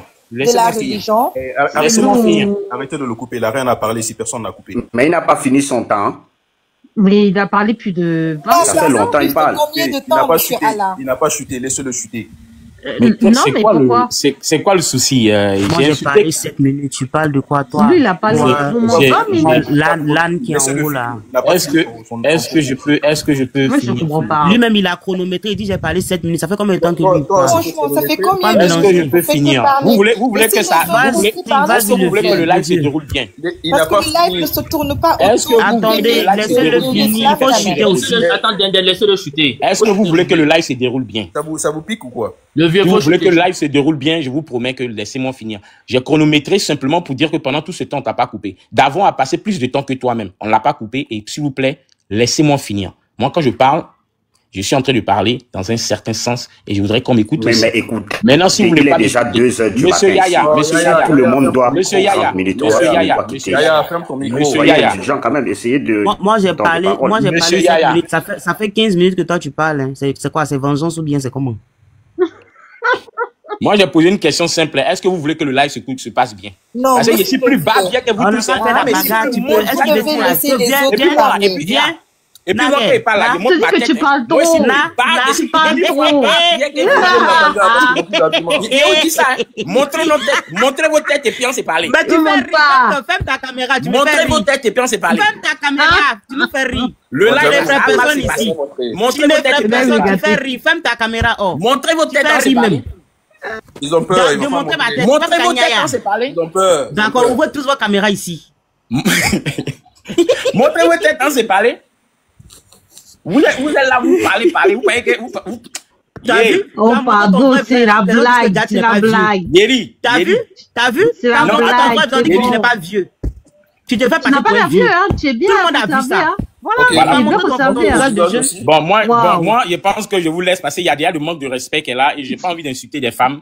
Voilà, ça c'est la... Vous m'insultez. Non, mais sérieux. Franchement, j'ai dit que tu étais... Ceux qui ont écrit ça là, bon, j'ai pas envie de... Laissez-moi finir, s'il vous plaît. Jean-Marc, tu vois comment ça s'est passé? C'est moi qu'on a interrompu, tu vois? Bon, je veux bien chuter, mais on a perdu 3 minutes pendant que j'étais sur le point de chuter. Voilà. Donc, je précise que je sais même plus à quel point j'étais, mais c'est pas grave. Comme vous m'avez interrompu, je vais vous foutre vraiment une vraie merde, je vous promets ça. Vous m'avez interrompu et je ne suis pas allé au bout de mes idées. Ça va sentir, c'est comment? Tu dis quoi? Ça va sentir fort? Non, rien ne va sentir. Vous pensez que vous êtes puéril, non? Moi, je suis plus enfantin même qu'enfant même. Oh, Luc Bassena. Luc Bassena, va Bassena là-bas. Jean-Marc, il faut quand même, il laisse les autres s'exprimer parce que je peux pas comprendre. Voilà. Prenez une parole pour 10 minutes, mais c'est trop quand même. Madame Deden, effectivement, lorsque vous montez sur un live qu'il y a beaucoup de gens et que les gens s'écoutent, c'est-à-dire si Jean-Marc... Mais depuis que je suis... Moi, j'étais là, j'étais en bas. Mais vous avez pris tout le temps à parler. Mais laisse les autres s'exprimer. Jusqu'à présent, vous n'avez pas parlé le sujet. Hein. Vous êtes en train de tourner autour du pot. Là, c'est hypocrite de votre Non, attends, Allah. Regarde-moi, Allah, faut laisser ici habituer. Quand c'est les femmes là mais ici... Mais toi, le repère, on a quel problème? Le repère, on la passe, peut pas se calmer ou bien? Doucement. Bon, attends, je chute. Non, toi, tu es le repère des gens ici. Je chute, s'il vous plaît. Il y a quoi même? Pardon. Oh. Oui, yes, wait. Le vieux, occupe-toi de ta fille. C'est l'enfant qui brande. Vas-y, Den, vas-y. Je vais chuter, je chute. Après, chuter vite. Voilà. Mais s'il te plaît, quand on m'interrompt, ça fait que j'oublie. Donc, vraiment, je suis un peu perdu, mais je vais revenir sur ce que je disais. Ce qu'il y a ici à retenir, vous allez beau pleurer que, ouais, il a dit tout ça, mais je sais que il y a beaucoup de choses que j'ai dites qui sont rentrées quand même. C'est que, il y a pas, c'est-à-dire qu'au moment où le fait que les gens viennent parler, dire que, vous avez parlé de l'islam, les gens avaient peur de ça, là, c'est déjà dépassé. Ça, là, c'est le premier point qu'il faut pas arrêter, il faut pas oublier. Le deuxième point, c'est que c'est pas parce qu'un imam, quelqu'un a dit qu'il est imam, qui fait des bêtises, que c'est l'islam qu'on a attaqué. Moi-même, j'ai dit tout à l'heure que, en ce moment-là, lui-même, il prêche ça. Lui, il est censé, vous êtes la meilleure communauté qui soit. Donc, s'il a agi comme ça, il y a des raisons. Posez-vous les questions. C'est ce que j'ai dit. Voilà. Donc, quoi qu'il arrive, moi, je peux être athée, je peux être tout ce que je veux, mais c'est pas moi que tu... C'est pourquoi je voulais te dire que c'est pas à moi que tu t'es adressé. En fait, tu t'es adressé à certaines personnes qui prennent ça autant au sérieux que tu prends Allah et Mohamed au sérieux. Oh. Bon, je m'arrête là, merde. Denden, vas-y. En fait, je pense que c'est Kofi qui allait dire qu'il sentait d'insulter l'islam. En fait, non, oui. Il allait dire, je m'en fous maintenant. Maintenant, s'il n'est pas d'accord là, il n'a qu'à dire que ce que j'ai dit là, puis je vais répéter ça bien. Pardon, tu dis que tu t'es occupé de la voilà. C'est bon, parce qu'on a trop entendu, on t'a trop écouté. Tu sais, de trop parler, à un moment donné, tu donnes plus envie qu'on t'écoute. C'est bien d'être bref, tu dis ce que tu as à dire et après bon, les leçons de morale à recevoir. Mais toi aussi, il faut commencer à parler, tu entends de parler. Je n'ai pas de leçons de morale à recevoir de vous. Voilà, ce que je veux. Est-ce que vous avez compris ça? Merci. Voilà, moi ce que je disais, c'est par rapport au sujet. Je vais pas rester là à revenir sur les détails de musulmans, ceci, cela. Ce monsieur, il est marié. D'autres disent qu'il n'est pas imam, il est ceci, cela. Le truc, c'est pas d'être musulman, il est imam qui est important. L'important, ce sont ces jeunes-là. Ces jeunes qui veulent la facilité, qui aiment la facilité. Je vais pas dire que tout le monde était consentant parce qu'il y a, j'ai entendu une femme, une maman d'un des jeunes qui a dit qu'on avait mis poudre dans la boisson de son fils. Il était inconscient et le monsieur a fait des choses comme ça. Donc, il y a certains de ces jeunes aussi qui se sont dit oui, je suis parti avec mon ami pour faire des bracelets de je ne sais pas quoi. Et après, du coup, il les a donné 50 000 parce que voilà. Donc, ce sont des jeunes qui aiment la facilité. Et quand tu aimes trop la facilité, tu vas te permettre à rentrer dans des choses. Et après, on va venir dire que non, il ne faut pas trop, la famille, il faut pas trop avoir d'enfants. C'est pas de question de beaucoup d'enfanter. C'est des questions d'éducation. Ceux qui font beaucoup d'enfants et qui ne savent pas éduquer leurs enfants aussi, ils ont des parts de responsabilité, certains parents. Parce que je peux pas comprendre, tu fais 10 ou 20 enfants, tu peux même pas les nourrir. Ils ont faim. Il n'y a pas maman qui leur donne à manger, il n'y a pas papa qui leur donne à manger. Ils seront obligés d'aller dehors pour se chercher.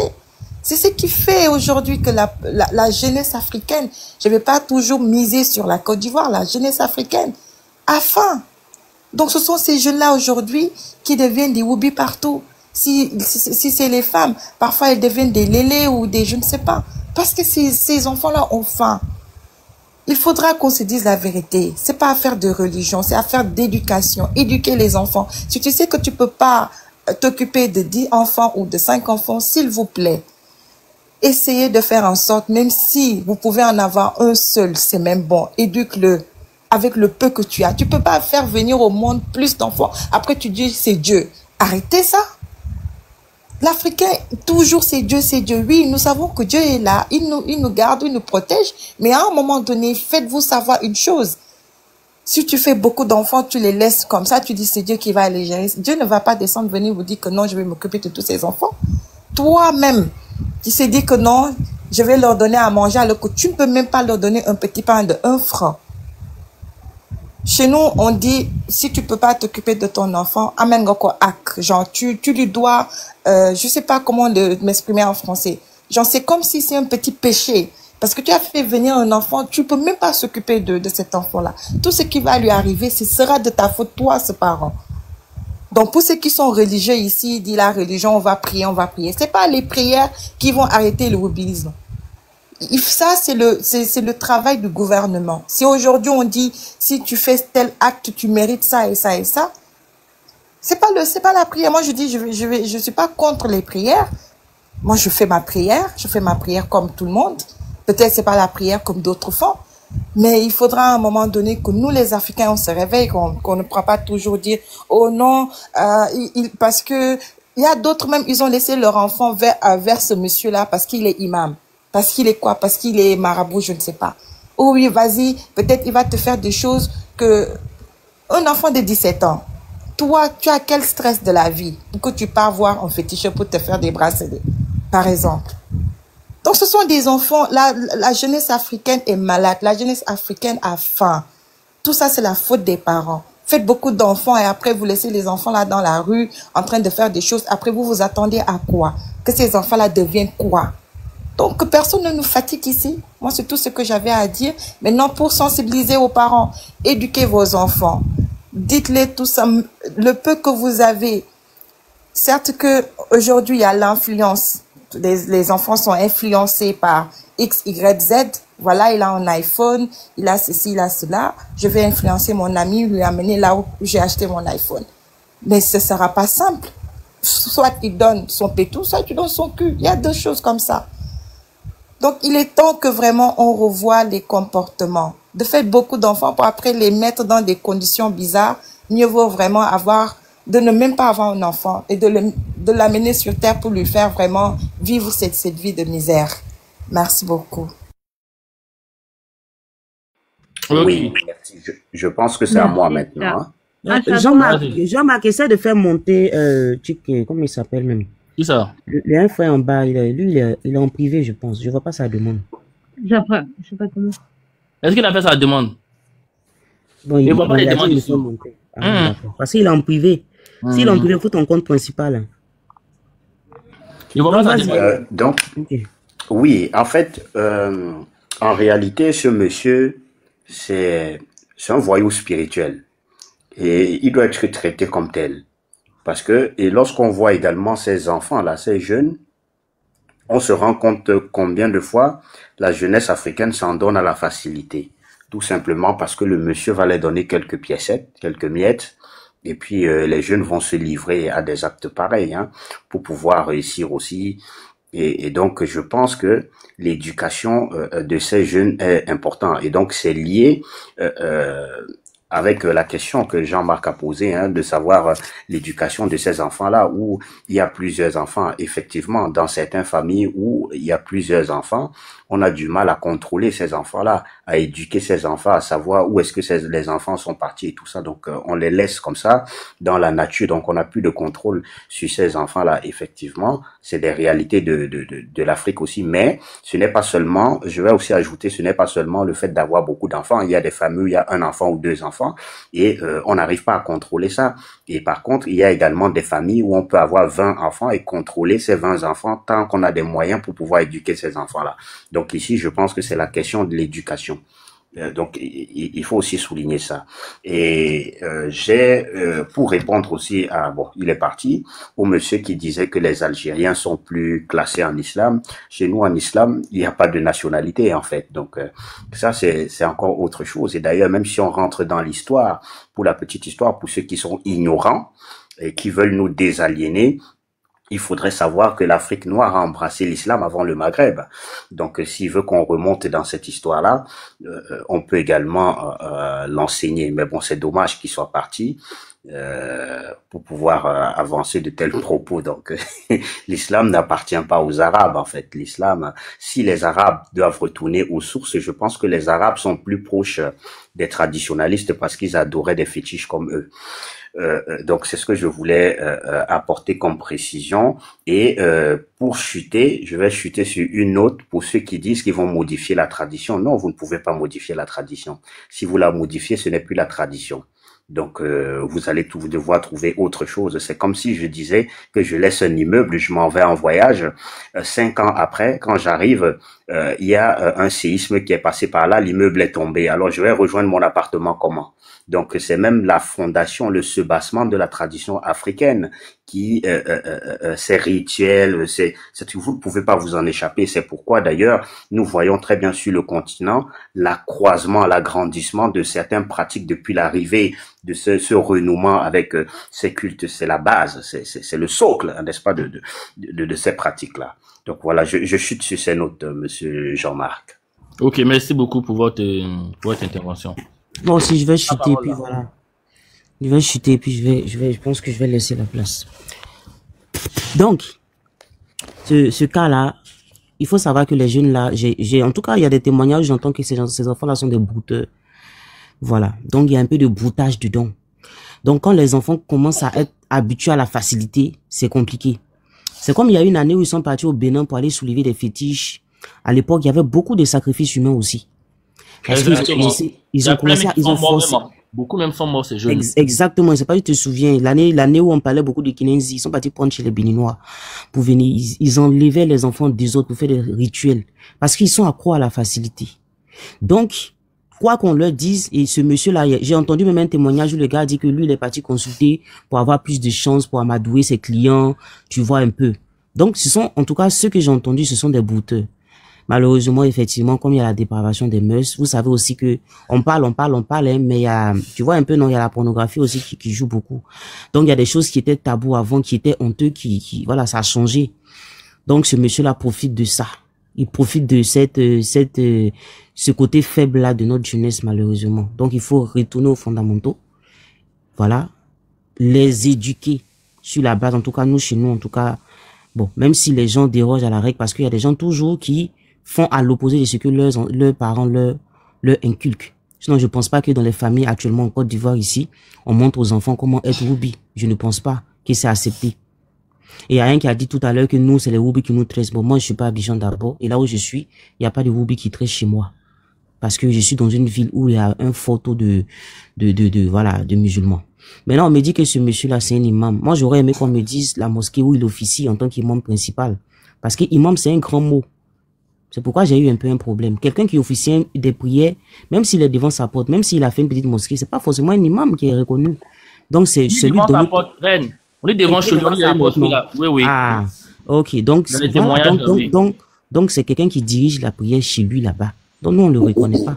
C'est pas un grand de chez nous. Et puis même, il y a pas d'hiérarchisation non plus chez nous, hein, pour dire que non, c'est un imam, donc c'est un grand. Si tu zailles, on te bien propre chez nous. Donc ce gars-là, il doit être enfermé et il y en a plusieurs comme ça. Il y en a plusieurs qui font ça. Moi, ce que je n'ai pas aimé quand je suis venu sur ce live, c'est qu'il y a des gens qui ont voulu profiter comme d'habitude. C'est pourquoi nous, on est monté. Sinon, des fois, on les voit faire la récupération comme d'habitude, on passe. Sinon, on a fait live ici pour parler du vieux Camerounais kémite traditionnaliste, là, qui insultait la religion, qui disait qu'il couchait avec ses propres filles. On vous a pas vu en train de sortir pour vous parler de ça. Mais dès que vous avez vu Imam Soma, c'est fini, vous êtes sortis comme des maniants. Parce que vous aimez ça. C'est pourquoi nous aussi on est montés, et puis on joue comme vous, et puis vous commencez à pleurer. Mais non, la réciprocité, hein, ne pleurez pas. Ça va bien se passer. Jean-Marc, bonne nuit. Une motion.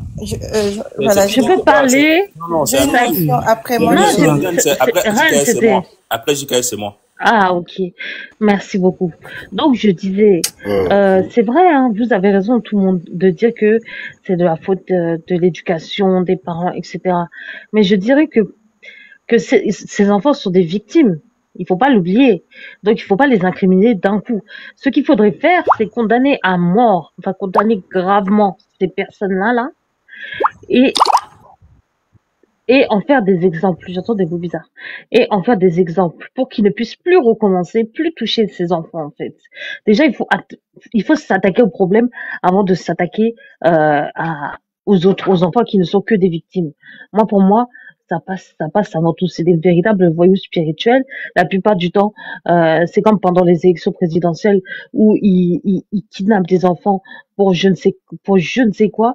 Comme nous a rappelé avant le vieux, mon bon père, ça ressemble au harem auparavant. Voilà, au harem qui se pratiquait en Égypte antique où on ramenait des blanches, des chinoises, plein de personnes d'autres origines pour faire des harems. Ça ressemble un peu à ça. En tout cas, voilà, j'ai terminé. Merci Jean-Marc pour ce live, parce que franchement, ça met en avant la protection de l'enfance en fait. C'est super important et surtout en Afrique, c'est trop négligé. Tu vois? Exactement. C'est moi. Jean-Marc, j'ai une motion. Oui. En fait, attends, moi c'est Ala qui va parler. Hein. Voilà. Alors, moi, je vais rester sur le sujet. Ce musulman imam s'est comporté de façon abominable.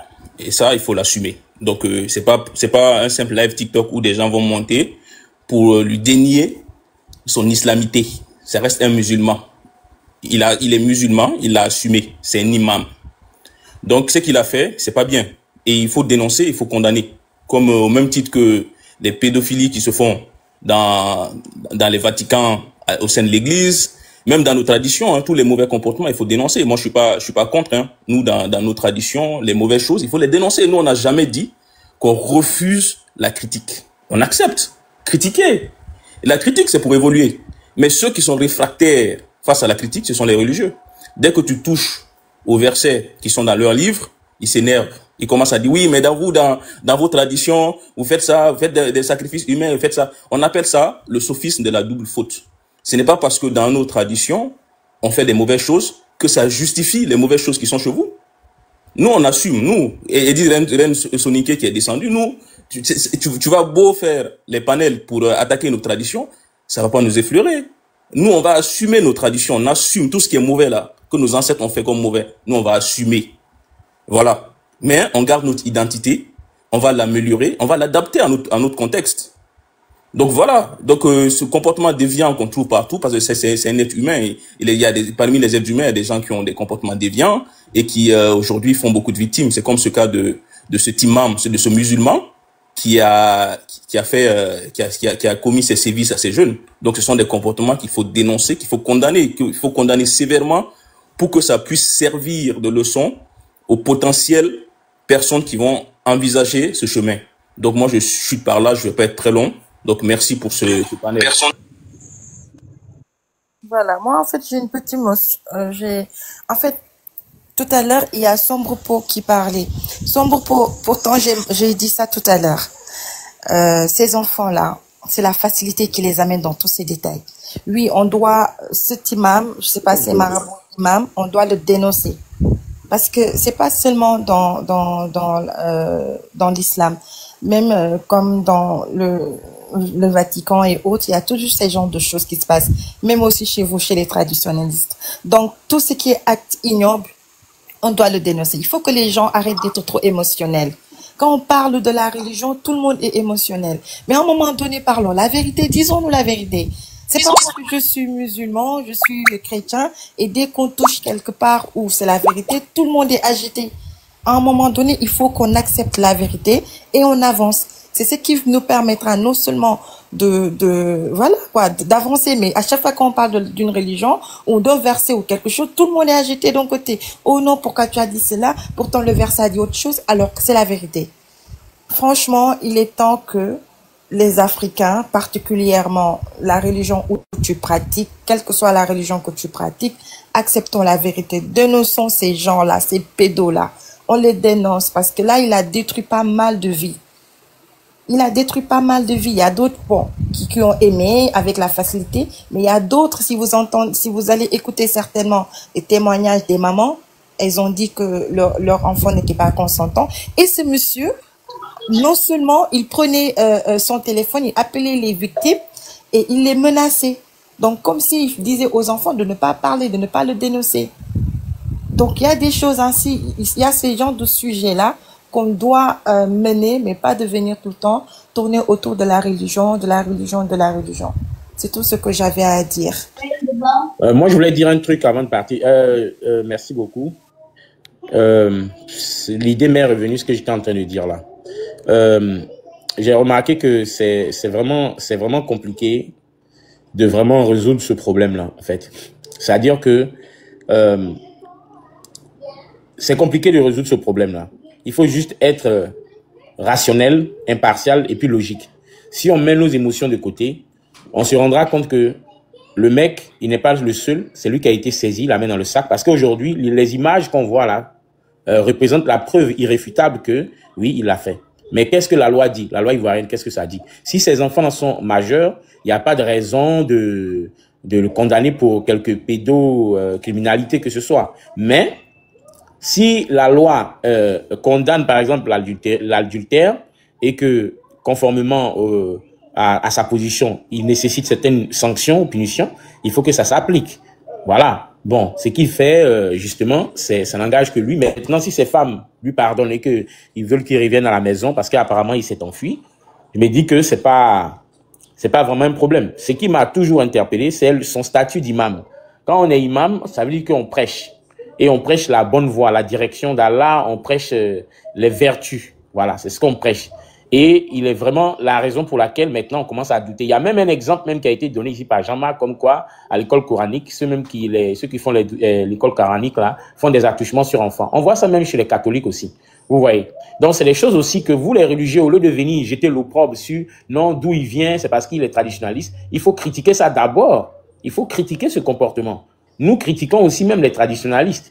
Mais lorsque ça vient et qu'au lieu de dire que ce qu'il a fait, c'est pas bon, c'est mauvais, d'abord, même s'il n'est pas musulman, vous avez le droit aussi de critiquer. C'est-à-dire, même si c'est pas un musulman, que c'est un citoyen lambda, vous pouvez dire, voilà, par exemple, dans le Coran, c'est interdit, il faut pas faire ça. Mais venir accuser les gens, tout simplement parce que vous vous sentez à chaque fois menacé, ça ne fait pas avancer la discussion. Voilà. Et encore que, depuis que cette histoire-là est venue, c'est devenu un buzz, depuis que on en parle là, il faut quand même qu'on mette un peu souvent nos convictions individuelles de côté. Parce que tout ce que j'ai entendu, ce qui a fusé ici, c'est plus, oui, dans vos traditions, vous faites ça, vous faites ça, vous faites ça. On nous a sorti même un document pour nous dire que oui, dans le cadre du rituel. Mais dans le cadre du rituel, là, tout se faisait. Il y avait même des sacrifices humains qui se faisaient. Dans le cadre d'un rituel, ce n'est pas dans un cadre ordinaire. Parce que c'est rituelique. Voilà. Donc, vous ne pouvez pas prendre ça comme un exemple pour dire que oui, comme vous le faisiez. Et d'ailleurs, nous avons dit que nous critiquons ça amèrement. Nous, les Africains, les panafricanistes et tout ça, on critique ça amèrement. Pourquoi on critique ça amèrement? Parce que ça ne convient plus à notre modernité. Mais toute personne ayant ce comportement, président, ministre, juge, peu importe, doit être condamné à la rigueur de la loi. C'est ça que nous, on vous appelle à faire. On ne vous appelle pas à venir nous dire que oui, votre tradition fait ça aussi, donc ça aurait pu être n'importe qui. Donc, s'il vous plaît, mettez un peu d'eau dans votre vin. Et puis, personne n'a peur d'attaquer l'islam ici. Voilà, ça, il revient là-dessus. Voilà, personne n'a peur d'attaquer l'islam parce que ça se fait à travers le monde, partout. Donc, c'est pas parce que sur un live de quelques heures, là, vous allez venir parler que ça va changer la vie des gens. Vous avez votre foi, gardez votre foi, aimez-vous les uns et les autres, restons africains, mais il faut que ça soit dans le respect. Voilà. Sur ce, c'était un bonsoir et je vous remercie beaucoup. C'était vraiment convivial. Même si, Déden, désolé hein, si je te dis quelque chose. Non, monsieur, le vieux, en fait, tout à l'heure, tu avais débordé, tu avais trop parlé, bon. Non, j'avais pas, en fait, il y a eu beaucoup de choses, je voulais répondre sur tout à la fois et c'est ce qui a fait que je m'étais allongé, mais si j'ai dit quelque chose qui t'a pas plu, désolé. Non, t'inquiète pas, on est ensemble, on est là pour... Excusez-moi, j'arrive peut-être en retard, mais il a fait quoi l'imam de Mal? J'ai pas compris. C'est parce qu'il est homosexuel ou j'ai mal compris? Qui est homosexuel ici? L'imam là, c'est ça le problème ou j'ai mal compris? Non, en fait, ce qui se passe ici avec ce monsieur, en fait, ces vidéos, ces photos que vous voyez, c'est par rapport à des jeunes qui aiment la facilité. Je ne vais pas dire tout le monde, certains qui aiment la facilité. Et vu que le monsieur aussi, c'est un pédo, il les utilisait, voilà, soit il les payait de l'argent, d'autres aussi, le monsieur mettait de la poudre dans leur boisson pour leur faire des trucs sales. Donc, c'est un peu ça. Si j'ai bien compris, c'est... On devient gay par facilité, c'est ça? Non, monsieur Sambopo. Écoute, on t'explique. Être gay, c'est un choix. La personne choisit de devenir ce qu'il est. On ne vous force pas de nous parler mais on parle tout simplement de ces jeunes. Monsieur Sombre, les jeunes que vous voyez là, ils ont 16 ans, 17 ans, 18 ans. Ok. Voilà, un adolescent comme toi, non seulement tu pars à l'école, tu as tes parents qui sont en vie, qui te donnent le peu qu'ils ont. Mais maintenant, toi, avec l'influence de la société, de tes amis, cela te pousse à aller voir un monsieur comme lui. Et ce monsieur, tout le temps, il donne un peu d'argent à ces jeunes-là, comme genre, prenez quelque chose, achetez un habit. Maintenant, eux, ils se disent, voilà, c'est un bon monsieur, pourquoi pas ne pas aller lui dire mes problèmes, il peut m'aider. Et ce monsieur, à travers cela, il va les proposer ces genres d'échanges. Et ils acceptent. Ils acceptent, comme tu vois ces photos, surtout les... Voilà. Est-ce que vous savez comment ça fonctionne l'homosexualité ou pas? Parce que je crois qu'on n'a pas la même, comment dire, notion de l'homosexualité. Bonsoir à tous. Je peux prendre rapidement la parole. Monsieur Thuo, un instant, s'il vous plaît, un instant. On ne devient pas gay parce qu'on nous propose de l'argent, en fait. Non, on ne parle pas de ce sujet. Bah si, là, depuis tout à l'heure, de ce que je vous écoute, là, suivre un ami parce qu'il y a la facilité de je sais pas quoi. Non, je vous explique, parce que ces gens-là, ces petits hommes-là, le monsieur leur donnait de l'argent. Même si on me donne de l'argent, même si tu me donnes 1 milliard, quel homme hétéro va prendre? Quel homme hétéro, même avec 20 milliards, qui va aller? Donc, je sais pas... Il y a certains hommes hétéros qui le font, hein. Les gigolos aussi. D'où vous sortez qu'on devient... on peut faire des actes homo juste pour de l'argent. Je sais pas d'où vous sortez ça. Et puis là, sur les photos, ils ont l'air tous heureux. Donc, je vois pas qu'est-ce que vous racontez là de tout à l'heure. Je comprends vraiment pas ce que vous racontez là depuis tout à l'heure. Peut-être t'as pas compris mon idée. Non, moi, je ne dis pas ils le sont. Jusqu'à présent, j'ai pas parlé de l'homosexualité ici. Parce que j'ai parlé... Dedan, je pense que vous ne comprenez pas. Le monsieur lui dit que les enfants étaient consentants. Toi, tu dis que non, les enfants n'étaient pas consentants en quelque sorte. C'est de ça qu'il est question. Alors, en fait, lui, ce qu'il veut savoir, c'est que de force que les enfants ils se sont donnés. Voilà, c'est ça. Voilà. Moi, je veux il n'y a pas abus, il n'y a pas abus. Un instant, moi, je veux lui faire savoir qu'il y a certains qui sont consentants.